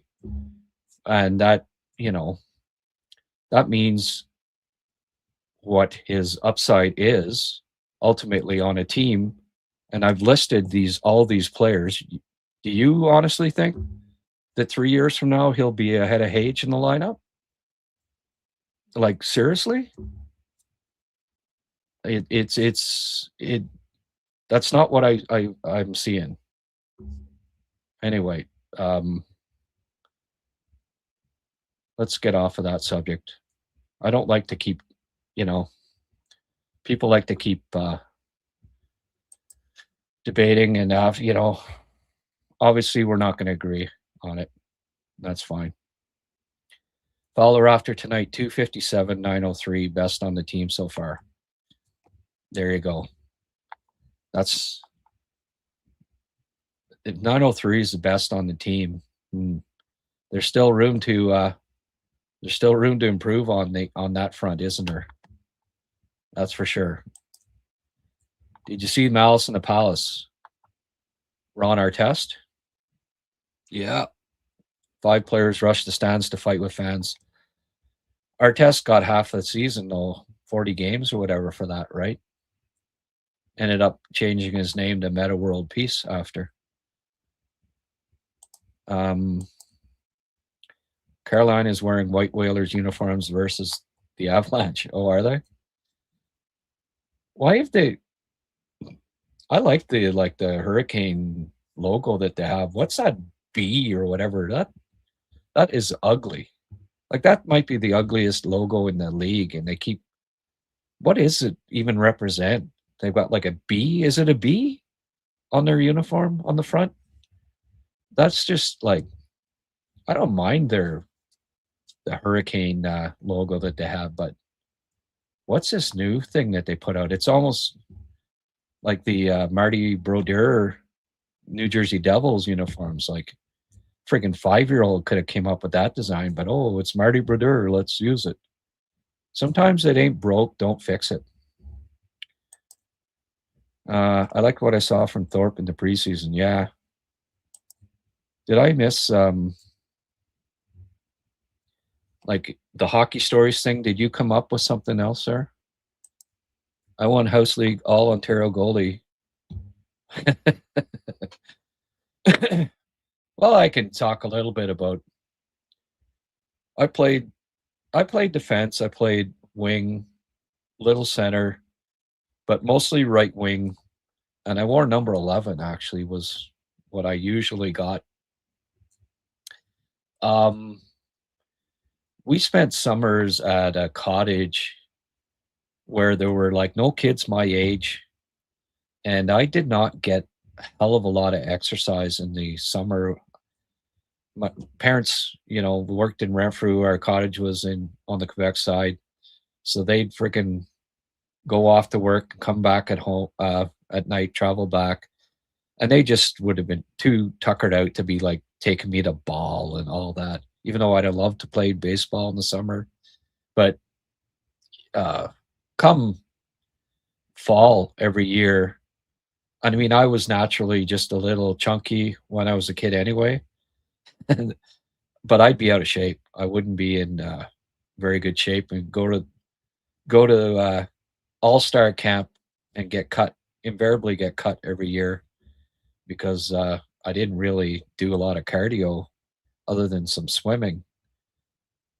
Fishing, there's not a lot of real cardio from that. But then I'd play house league and I'd lead house league in scoring. I'd be the biggest hitter. Get in shape as the season went along, but never get the call up to All-Star. And then we moved to Pembroke when I was 16. And it was also a clique. Like we had the same GM every year. And all of the kids that were on the All-Star team, just about all of them were from the same school. I went to the Protestant school, and there weren't any kids on the team, maybe one. And they all went to the same school, buddies. And then one of them, his brother was the GM, so he'd always make the team, even though he was a little shrimp. And it's funny, he got sent down one year to house league, and we just ate him up. Like there was some good hockey players playing house league because the All-Star team was always the same, and when he came down, we ate him up. But moved when I was 16 to Pembroke from Renfrew, and by that time I was my neighbor we lived beside a farm, and I hayed in the summers. So I didn't spend the whole time relaxing at the cottage. I actually got into half decent shape that summer, and then moved up to Pembroke, and it was like, I was new guy, had a really good camp, played against Deep River, scored 2 goals, made the team, made the town twice the size of Renfrew, and here I am. I make their All Star team, and I couldn't make it in Renfrew, but um, I got into best shape of my life. I ended up by the end of the year, I was like the spare forward because I was a new guy. By the end of the year, was was a pretty good player and ended up winning the most improved player that year. Uh, you just finally get, and it's a testament to getting in shape, right? Like physical condition can make such a difference in how good a hockey player you are. It's why a guy like Alex Lafreniere, as talented as he was, spending the summer drinking and golfing all summer instead of, after he was drafted, was not how he was going to become a really good hockey player at the NHL level. And, we've seen the results of it. But then the next year, played first year juvenile, and I was second in the entire league in scoring. So that much of an improvement from being a spare, or not even being on the all-star team in Renfrew all the time, to being second leading scorer in the entire league, and then play against Renfrew and the GM that used to cut me all the time, and scoring 2 goals in a 3-2 win to eliminate them in the playoffs. So that felt pretty good. And about 20 years later, I moved back to Renfrew, the Renfrew area. I was living in Calabogie, and would go to a pub, and who'd I run into but the GM that used to cut me every year. And I mean, I wasn't in great shape, and so I sort of get it, even though I lead the house league in scoring all the time. And but I told, remember that playoff series, the 2 goals I scored to eliminate you guys, and we'd have a good laugh about it and stuff. It's just, that's life. But there's one of my hockey stories. I got called up to play against Steve Eisenman. I think I told this story. I got called up to the Lumber Kings and the Central Junior A, so I did get to play, and played against Steve Eisenman. I was 17, he was 15, and he skated circles around me. And I always say that was, I thank him for that because it inspired me to go to college. I knew that I wasn't going to be an NHLer at that point. When I saw this guy, like, oh, okay, he's 2 years younger than me, skate circles around me, go to college, young man. There's my hockey story. Thanks everybody for your donation. A $2 donation is as good as a large one when you have limited funds. Oh, absolutely. Yeah. Cole Hudson could be as good as his brother. Could the Habs not have drafted him? And if so, why did they pass? Because they didn't need another 5'10" left defenseman. They had Gooley, Matheson, Hudson, Struble, Jackeye, Engstrom. Didn't make sense. How many teams, have 2 5'10" left defensemen? It's even Rob Hudson knew, like, say, no, they're not. The Habs aren't drafting Cole. Like, he understands, you can't, as good as Lane is, playoff time, you can't have a bunch of 5'10" defensemen. I don't care how good they are. I hope that explains it, sort of.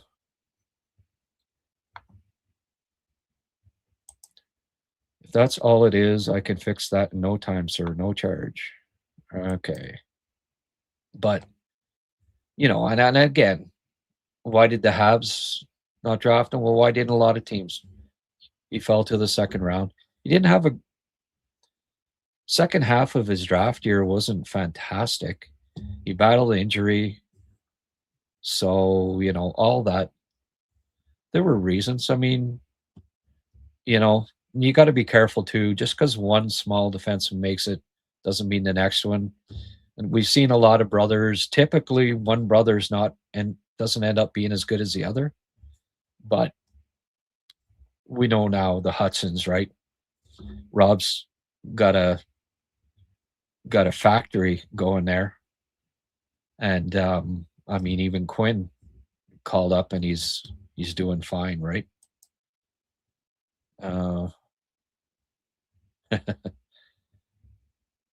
Oh, did Rick? I can fix that no time, sir. No charge. Oh. Did Rick explain what was wrong with it there?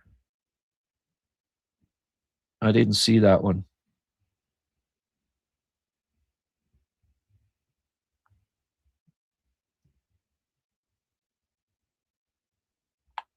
I don't know.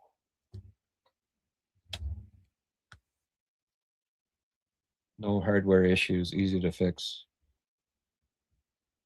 Are you like, are you answering to what I said, Mark, or did Rick post something? I don't see the.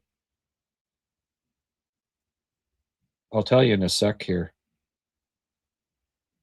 Oh, no bootable device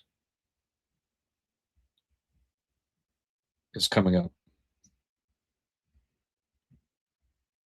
So he turns on his computer and it says no bootable device. How can Pickford's goal scoring ability translate to the NHL compared to Chychrun and McCagg, who seem to have great success there?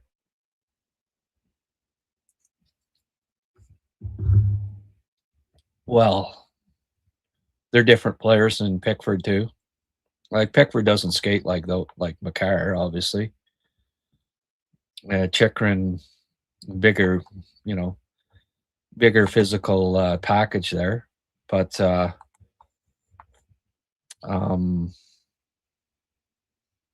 yeah,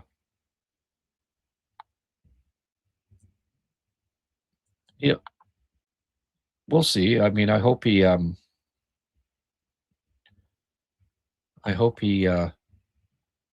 can become a goal scorer at the NHL level. He certainly got the shot. We'll see. But,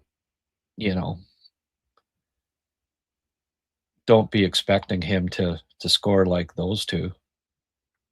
I mean, it'd be nice, but the Habs team has several players who I would call clutch players who score key critical goals. That's really good for when the second season starts. Very good point. Hopefully they make it. Yeah, somebody, any of you folks, salespeople, get on it. Get in touch with Molson Brewery. I'll give you a nice fat commission. I know. Molson should be sponsoring me. I friggin', start off every show. I know it would be. I guess I'm going to have to contact them and see, but not expecting anything. My wife just took my credit card away. What? She not watching the show? She not see how entertaining it is, Jermaine? Grant is the only hockey podcast that I donate to. Yes. That's smart. Who believe the Habs are making a team for the ages? I don't want to jinx it, but I see many, many cups. Maybe even 4 or 5 in a row. Ooh. I think they're going to be strong contenders, folks. I'll stay as long as there's one fat on the chat site. One fat on the chat site. Right on. This podcast feels like a bunch of old friends getting together to chat. Grant is our know-it-all hockey knowledge guy. Yeah, I know. It's kind of cool. I could say a little addictive. The interaction with us members is priceless. Lane has eyes in the back of his head. Yeah. I heard that they tested Gretzky for that. Apparently, he's got two eyes in the back of. Oh no! Apparently, it's one of the reasons he was so good. His peripheral vision was almost to the back of his head. Yeah. Yeah. I think I'm going to say this now. I mean, it's just going out on a limb. I know they've only both played about 130 games, but I'm going to say that Lane Hutson has better peripheral vision than Zach Bolduc. Emil, you got a response to that, buddy? Fowler looked really steady, never panicked. And the Avalanche are wearing those uniforms from that team. Let's just go back here. Out of town scoreboard, see what's going on. Chicago is leading Washington 2-1. Carolina's up 3-1 on Colorado. Ooh. Nashville 3, Flames 2, Islanders and the Leafs 1-1. Sens are beating the Jets. Oh, Tina will be happy. 2-1. Actually, the Jets were her team for a few years there. After the Sens traded Carlson, she said, "That's it. Not cheering for those guys no more." But then, or not until Melnick, they got rid of Melnick, and they sort of got rid of Melnick. He passed away, and she went back to the Sens. But it's kind of, sometimes we can learn a lot from old fossils. Yes. I remember the hat bales. Hey, no problem. I got a few of those. Few old hockey stories. Steve Wise, my favorite forward of all time. See him score half his goals as he was falling on his ass. Yeah. Yeah, I guess the moral of my story is just get in shape. You want to be as good a hockey player as you can be. It's important.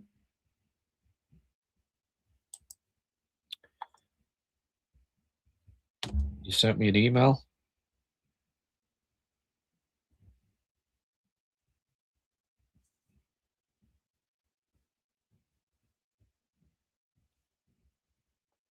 I got it.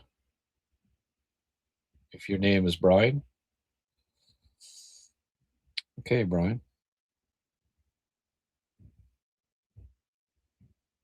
Oh, okay, good. I'll read that once I'm off the air here.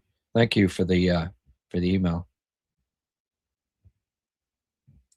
Yes to what I said. Yeah, no, exactly, Mark. It's not a good thing. Yeah. No, hard drive. Yeah.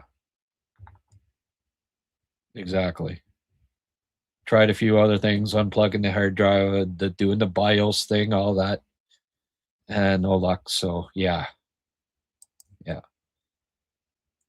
Good as next sponsor, Ald, Dubliner, and Poorhouse by Ward Market. Oh, by Ward Market.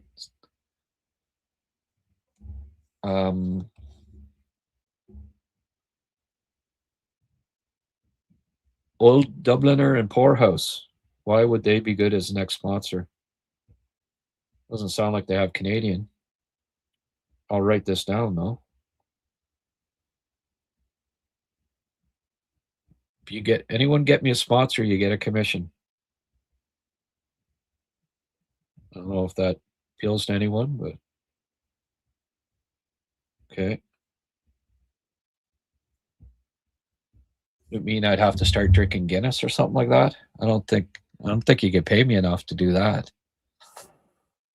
Oh, just never I don't like my dark stouts. Lane has a high hockey IQ, his head on a swivel. He always has his head up. Yes, he does.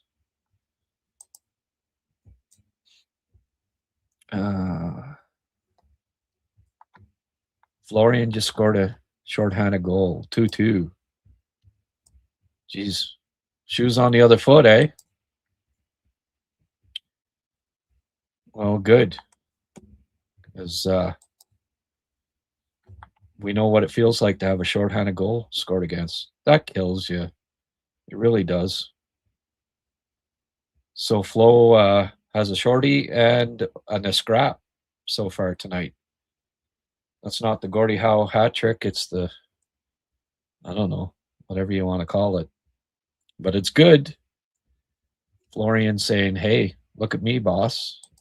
Call me up, boss. When Cappy took that shot off of his freaking hand there today and he's waving like this, and I went, oh, jeez. Please don't tell me that he's going to be out now. But he came back. Tough kid. 3-1 Sens. All right. Yeah. Yeah, as I said there, Mark, I didn't think it was an easy fix. I was wondering why you were. Yeah. No, it's not good. What did you think of U.S. team getting eliminated? Oof. I wasn't good. You kidding me? It was like watching Pittsburgh get eliminated. I said this yesterday, like Mario and company getting eliminated in '93 by the Islanders. That's what, yay, the two-time defending champs, just like the U.S. and the World Juniors, getting upset. Good. Get rid of them. Better means it's better for the Canadians. Binnington stone the Habs. He's ready for Olympics. We can have more performances like that. Yeah, I would agree. Folks, I am going to have to I'll be right back.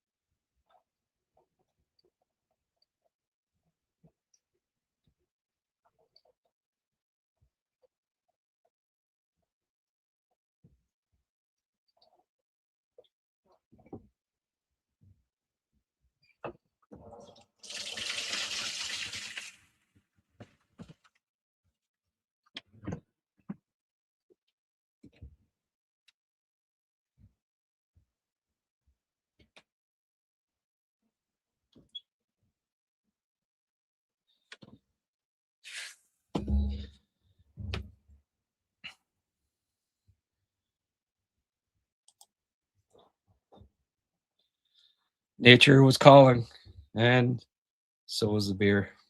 All right.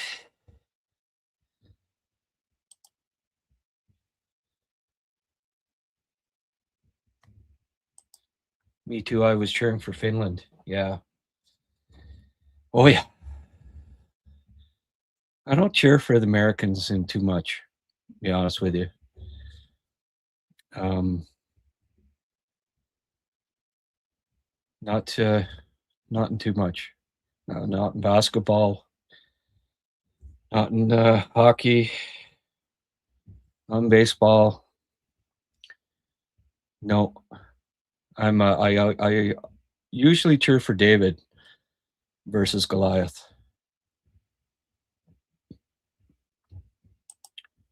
I remember the French Canadian goalies ruled the NHL, but as of today, hardly any in the league. Well, I we called it the lost episode. Shane and I did a sick podcast talking about Quebec hockey and the demise of it that we put in a can, and Sammy and Aniello proceeded to lose it. And when I wanted to air it, they couldn't find it. So it ended up never being published. But 1974, 75, it was crazy the amount of, I think 8 of the top 12 point getters were French Canadian. So it's not just goalies, you know, it's just French Canadian hockey in general. Um,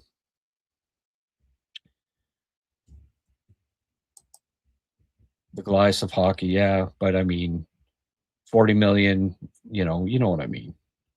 10 times the population. um, I remember the French Canadian goalies ruled the, yeah, and I remember Canadian goalies ruled the NHL. So it's not just in Quebec; it's uh, the whole nation. They're not developing goalies anymore, and it's kind of weird.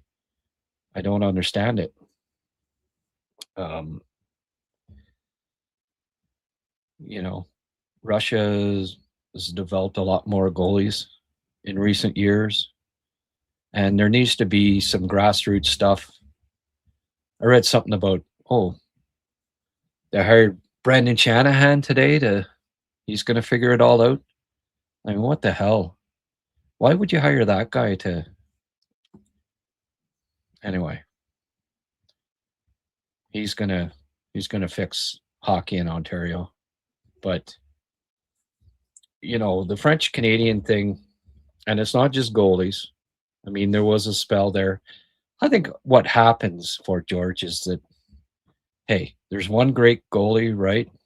French Canadian. There's kids growing up, and what do they want to be? They want to be goalies. They want to be the next Patrick Roy or Marty Brodeur. So there's all these kids that get registered minor hockey and they want to play goal. Well, there was that, right? But then there's also the cost of playing goal. And you know, it's expensive. And it's just the cost of minor hockey, the cost of playing all-star hockey, traveling teams. It's become a rich man's sport. And there's a lot of people in the vast majority of people in Quebec and in Ontario and every province is, uh, you know, middle class at best. So it just becomes too expensive. But then also in Quebec, um, the violence of hockey, and I think they were more so the first, where parents got concerned about violence in hockey and took their kids out of, maybe get them into get them into soccer, get them into other sports, skiing and stuff, right? And then what started to happen, all the success of the French athletes at the Olympics and stuff, whether it be speed skating, Gaetan Boucher, or um, you know, then they brought in all the different skiing events, like the you know all of the new skiing events where French Canadians were the first champions, and then you're a kid and you're influenced by that. There's not 10 French Canadians at the top of the scoring race anymore in the NHL, and instead these guys become your idols, and you go into ski jumping or aerials, all that stuff. So it um Quebec kids got into other sports, and including football too, actually, like college football. And there weren't many. You could one hand the French Canadian players in the CFL when I was a kid, like 70s and stuff.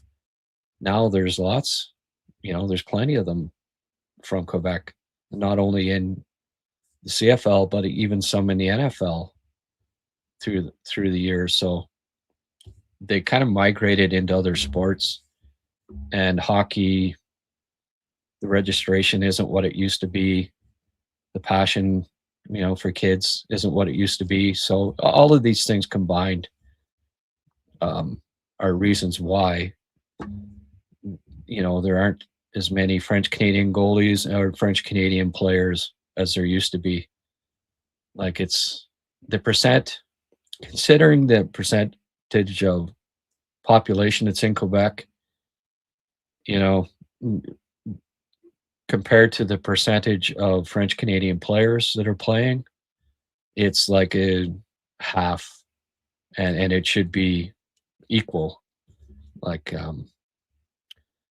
so hopefully that changes in the future. I don't know if it will.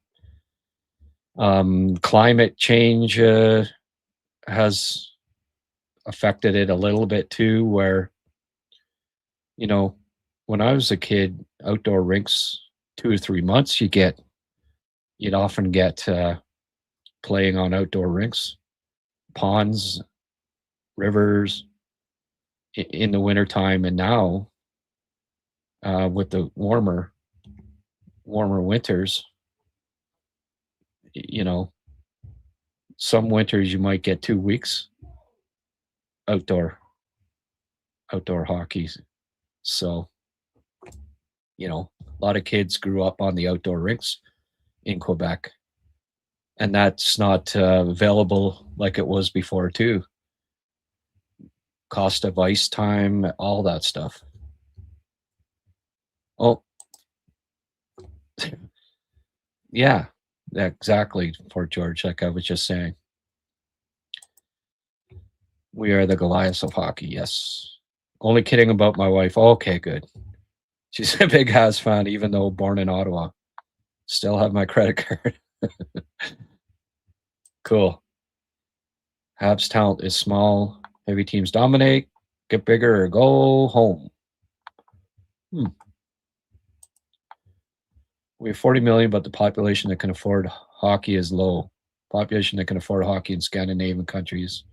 Switzerland is 100%. Well, I don't know about that, but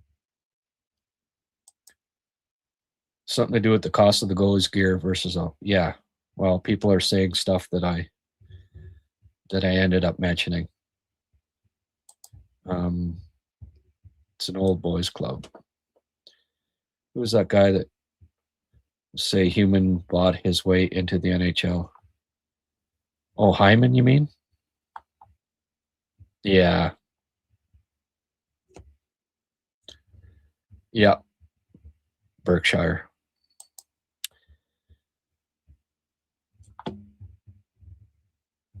Violence and CTE issues. Part of it. Hey, Murray Smithers. Thanks for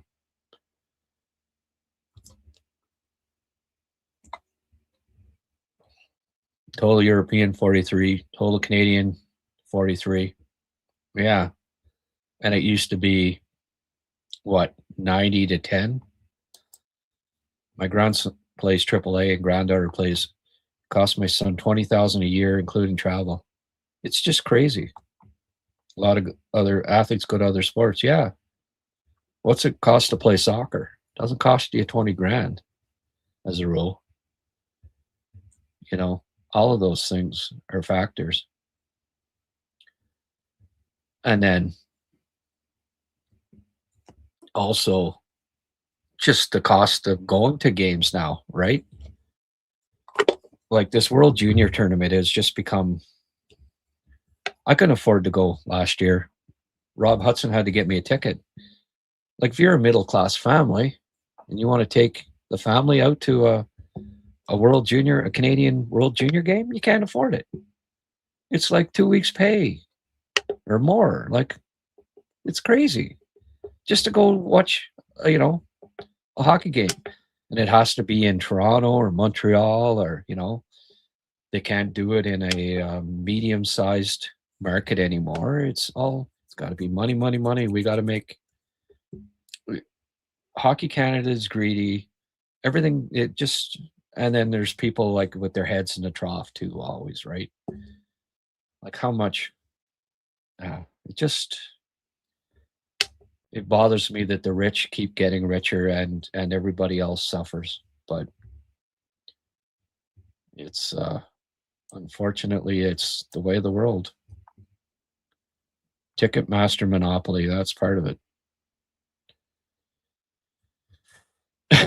Oh no, I'm not saying, Bontoon, that it's not more, but not everybody, in Switzerland can afford it. But yeah, your point's made.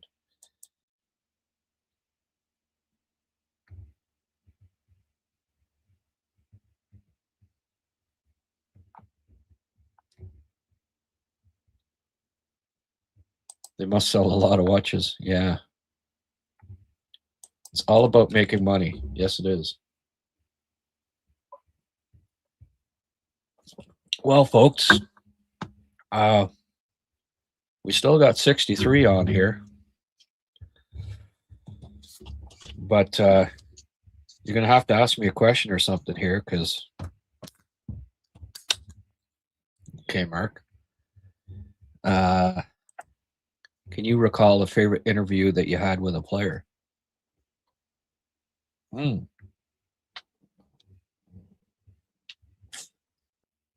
Favorite interview? Oh, there's been some good ones, boy.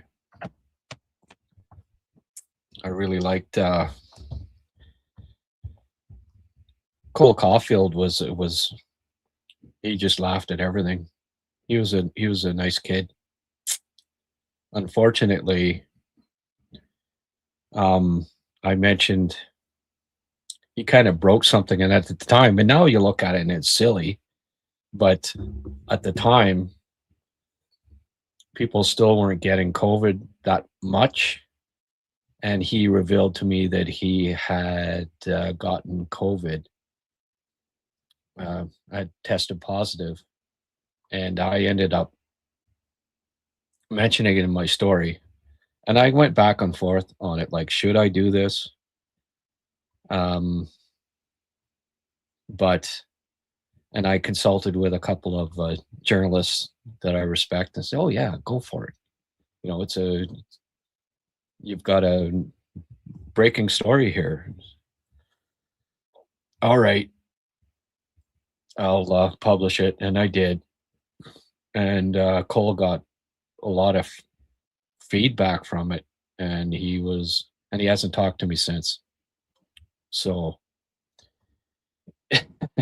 I think, I don't know if it was a few players on the Wisconsin college team, and I don't know if it was because they were trying to hide it, and he got blowback on that or whatever.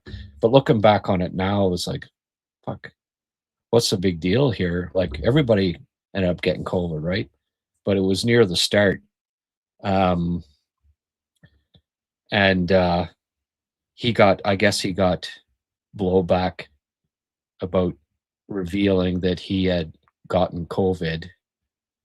And anyway, so that was the end of that as far as talking with Cole, which is too bad because he was a great interview and a nice kid. We had a really fun um, back and forth, and I was, he laughed at my jokes, and I always like when people laugh at my jokes. But anyway, that was one that stood out for me. Carl Alsner, I'll always remember asking him, like, what do you like to do when you're not playing hockey? And this was when he was still in junior. It was his draft year, actually. So this is a 18-year-old kid. He says, I like to go shopping. So, oh. I'd never heard that answer before or since from a 18-year-old Canadian boy. I know this is going to sound weird, whatever. And again, Alsner was just, you couldn't meet a nicer guy. Yeah, I know he, in Montreal, he crapped the bed, so to speak, and didn't live up to his contract, but really, really super nice kid. I liked Carl Alsner quite a bit.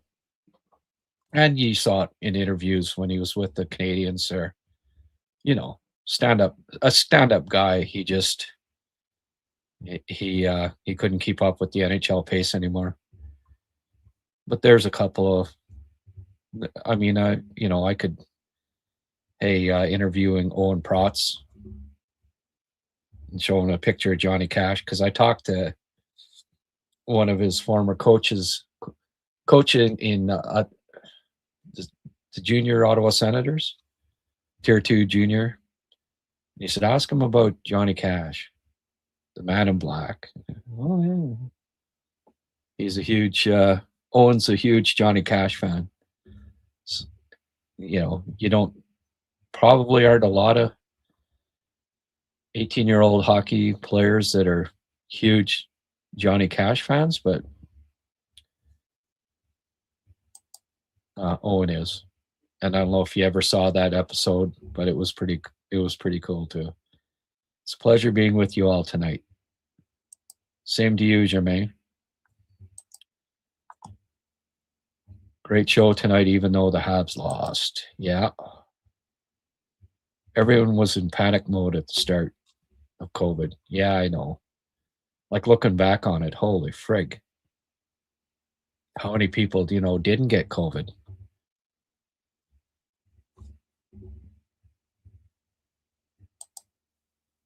Do you think the Habs should get a new goalie coach? I hear a lot of our members bring up the issue.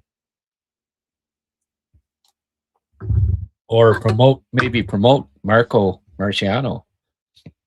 I really like the job he's been doing.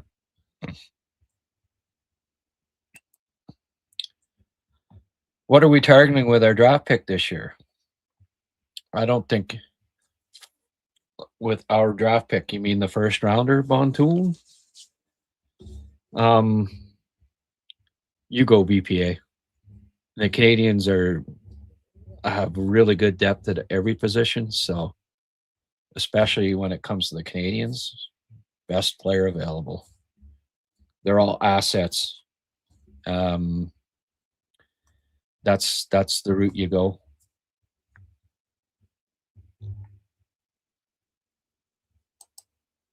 What do the Habs need to become as good as Colorado over the next 2 years? Yeah, that's a good question, Murray. I mentioned this last podcast. Don't assume that Colorado will win the Cup this year. There's been Florida, Boston, Detroit, and Tampa. 4 teams in the past 20 years, 3 of them more recently than Detroit, obviously, that had record-setting or damn close to it seasons. They all lost. Like all, maybe not. No, not all of them in the first round, but two or three of them. You know, don't don't count your chickens before they're hatched when it comes to Colorado winning winning it all. Regular season, like look at the Leafs the last 8 years. 100 points every year, whatever, and then crap the bed in the playoffs.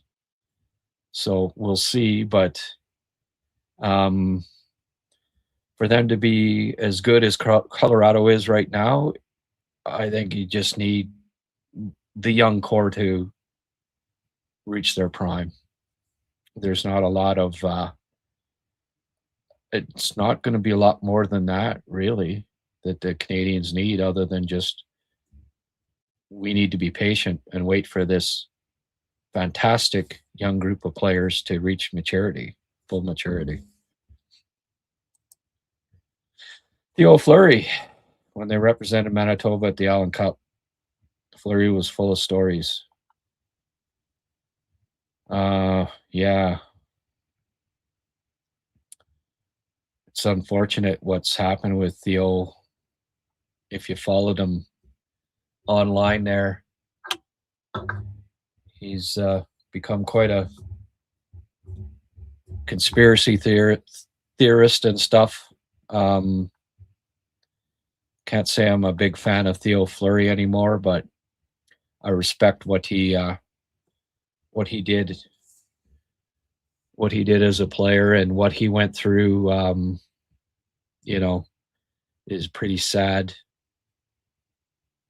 being abused and stuff. I know I talked to Jim Poplinski and couldn't say more about how, certainly during his career, real character player. And hey, overcame his size issues, right? 4th round pick, became a star player, so competitive. Funny interview, all those things. But over the past decade or so, there have been, I don't know. I just, it's unfortunate that he's become such a divisive figure politically,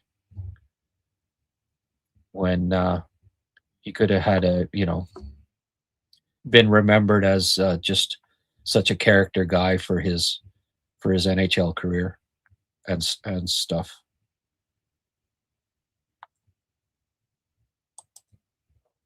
The NHL game is getting younger and faster every year. I wonder how long the average career of an NHL player will be in the future. Yeah, well, they're in better and better shape all the time too, right? Like Macklin Celebrini, from the age of 18 on, is a good NHLer, right? So he'll have a 15 to 20 year career probably. They just keep themselves in such good condition. I don't think the careers are going to get shorter. I mean, I can remember back in the 70s, a lot of guys retired late 20s. You don't see that very often anymore. Mind you, back then they were making 50 grand, and retiring was a lot easier. You could make more in doing other crap. But yeah, he just dietary, nutrition, science, all of the different things that go into hockey now. I don't see careers.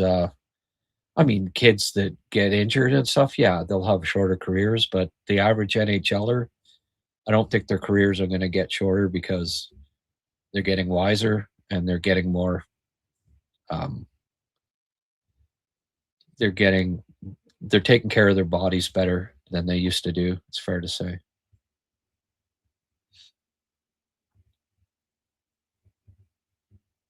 Yeah, Theo. It's unfortunate about Theo Fleury. Sid Crosby's a model of fitness. Many will copy what he was done. Yeah, and I think that Theo Sydney could play another decade if he wanted to.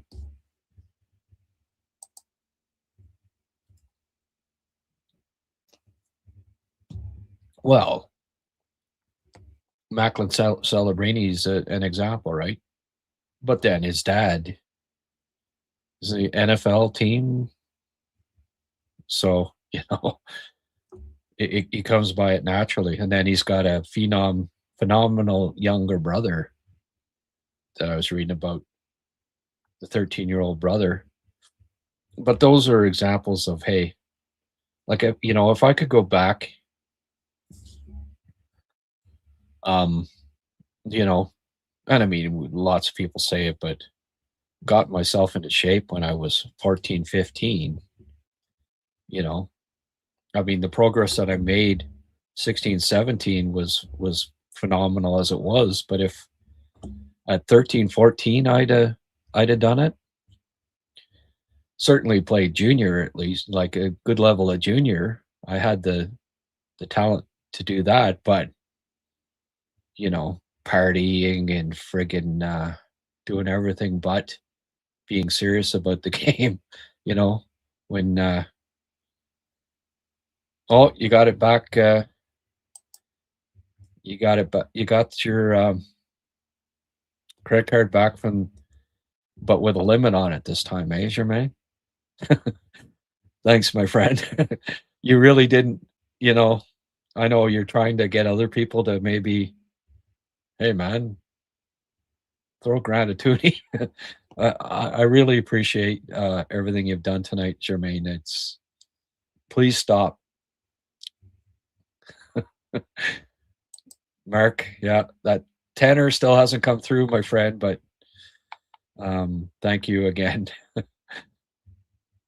uh, yeah, Theo had a rough road for sure. Um, can towns in Quebec and Ontario create funds to help support their local hockey players? Yeah, it's too bad now. Again, when I was a kid,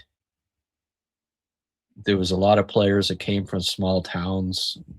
Now, they got drafted out of, didn't have to be AAA hockey, and now everything's got to be. You almost have to play in the GTHL in Ontario just to get drafted in the OHL, and of course, it costs you an arm and a leg to play there. Kids have to, bill it, go from their small towns, and I mean, Ottawa's got it's not too bad in the Ottawa area, but if you're in Northern Ontario or something like that, you almost have no choice if you think your kid. And of course, there's how many parents think, oh, my son's going to play in the big league. My boy is going to turn some heads, right? And the odds of him ever making it are so friggin' low. And but send him off to live in Toronto and play in the GTHL and the cost, right? And 1 in 1,000 make it, or 1 in 100. It's too bad. Yeah. Well, we're up to 2.5 hours here. I best get upstairs. I haven't had supper yet, so I'm glad that I finally wore a few of you guys out. Again, thank you for the contributions. Like the questions. Keep them. We'll do this again next time. Oh, Mark and Jermaine say I'm here.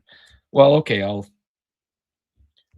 I'll finish my beer, but I do have to eat. I got 55 on here. Okay.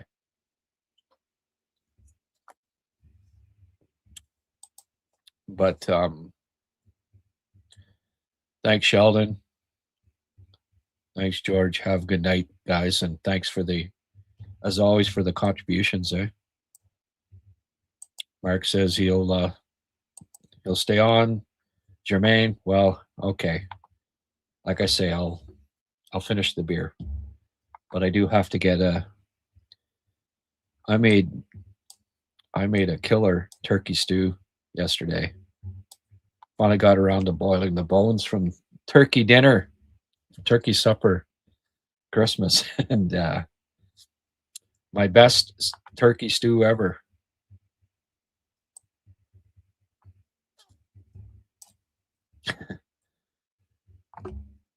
Well, I'm here, guys. Ask me a question.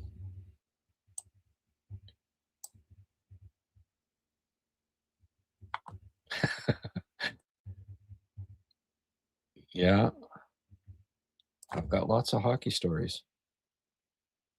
Brian Murray. I miss Brian Murray.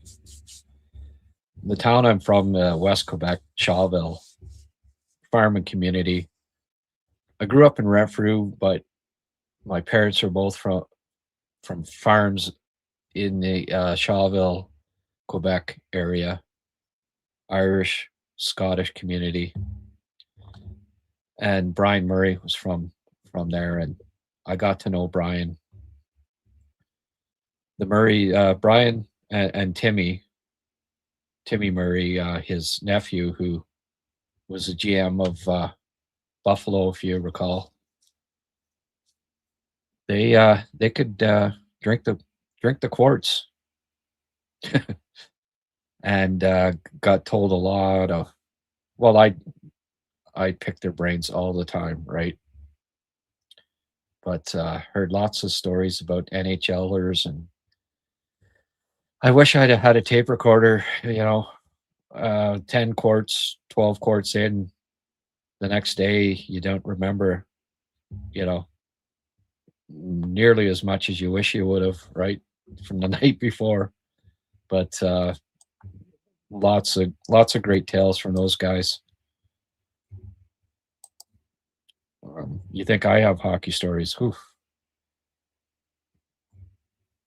Well, what else? Like interviews? I have to think about that. I'll try to come back and come up with a couple names for great interviews, but just off the top of my head, Alsner and Protz and Caulfield definitely stood out. Talking to Owen Beck, it's like, oh, I can see why this kid won Scholastic Player of the Year in the OHL 2 straight years. And it's funny when they're asking like girlfriends and stuff, what do you, if he wasn't playing hockey, what would he be? And Owen Beck's doctor. Yeah. Yep. He's a sharp cookie. As Rob Ramage always says, sitting in a restaurant. So, well, I know who the smartest guy in this room is, and it ain't me. He said that about Owen Beck. Smart cookie.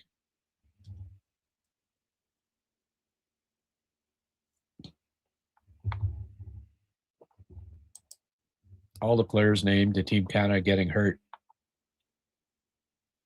Oh, really? Horvat, Wilson, and Taves today? Oh.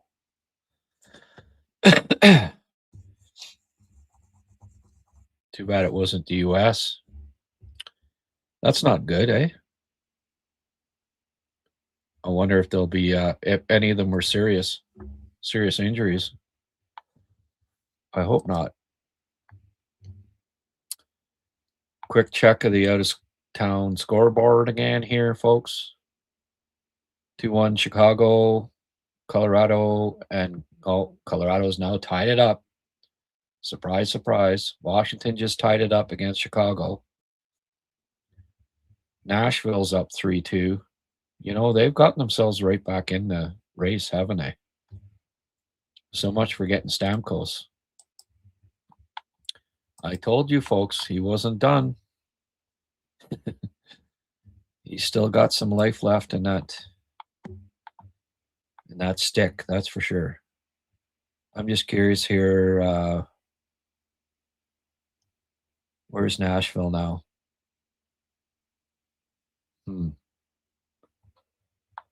Yeah, 1 point out of the playoffs. Wild, eh? Well, they were smart not to unload those guys after all.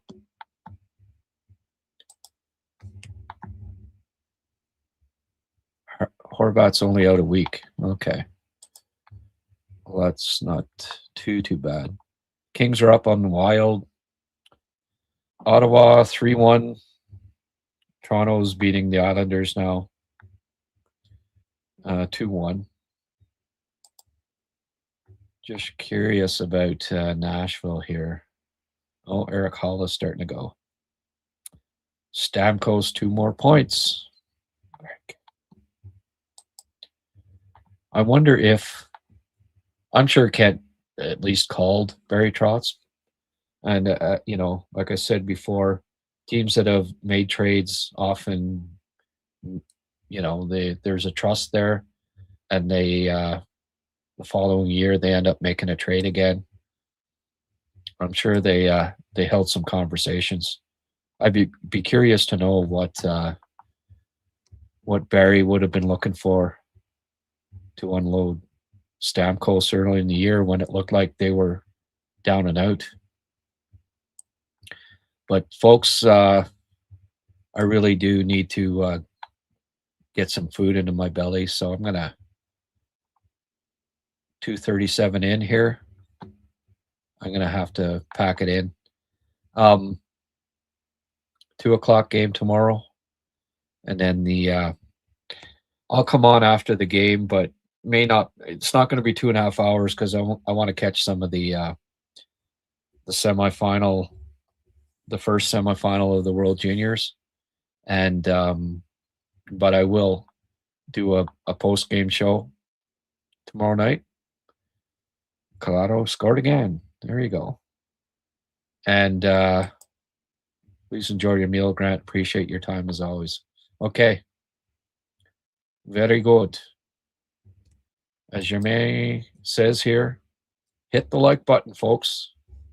And I really appreciate everybody hanging around that did as long as they did. And let's just keep doing this. We built quite a community. Go Habs, go. And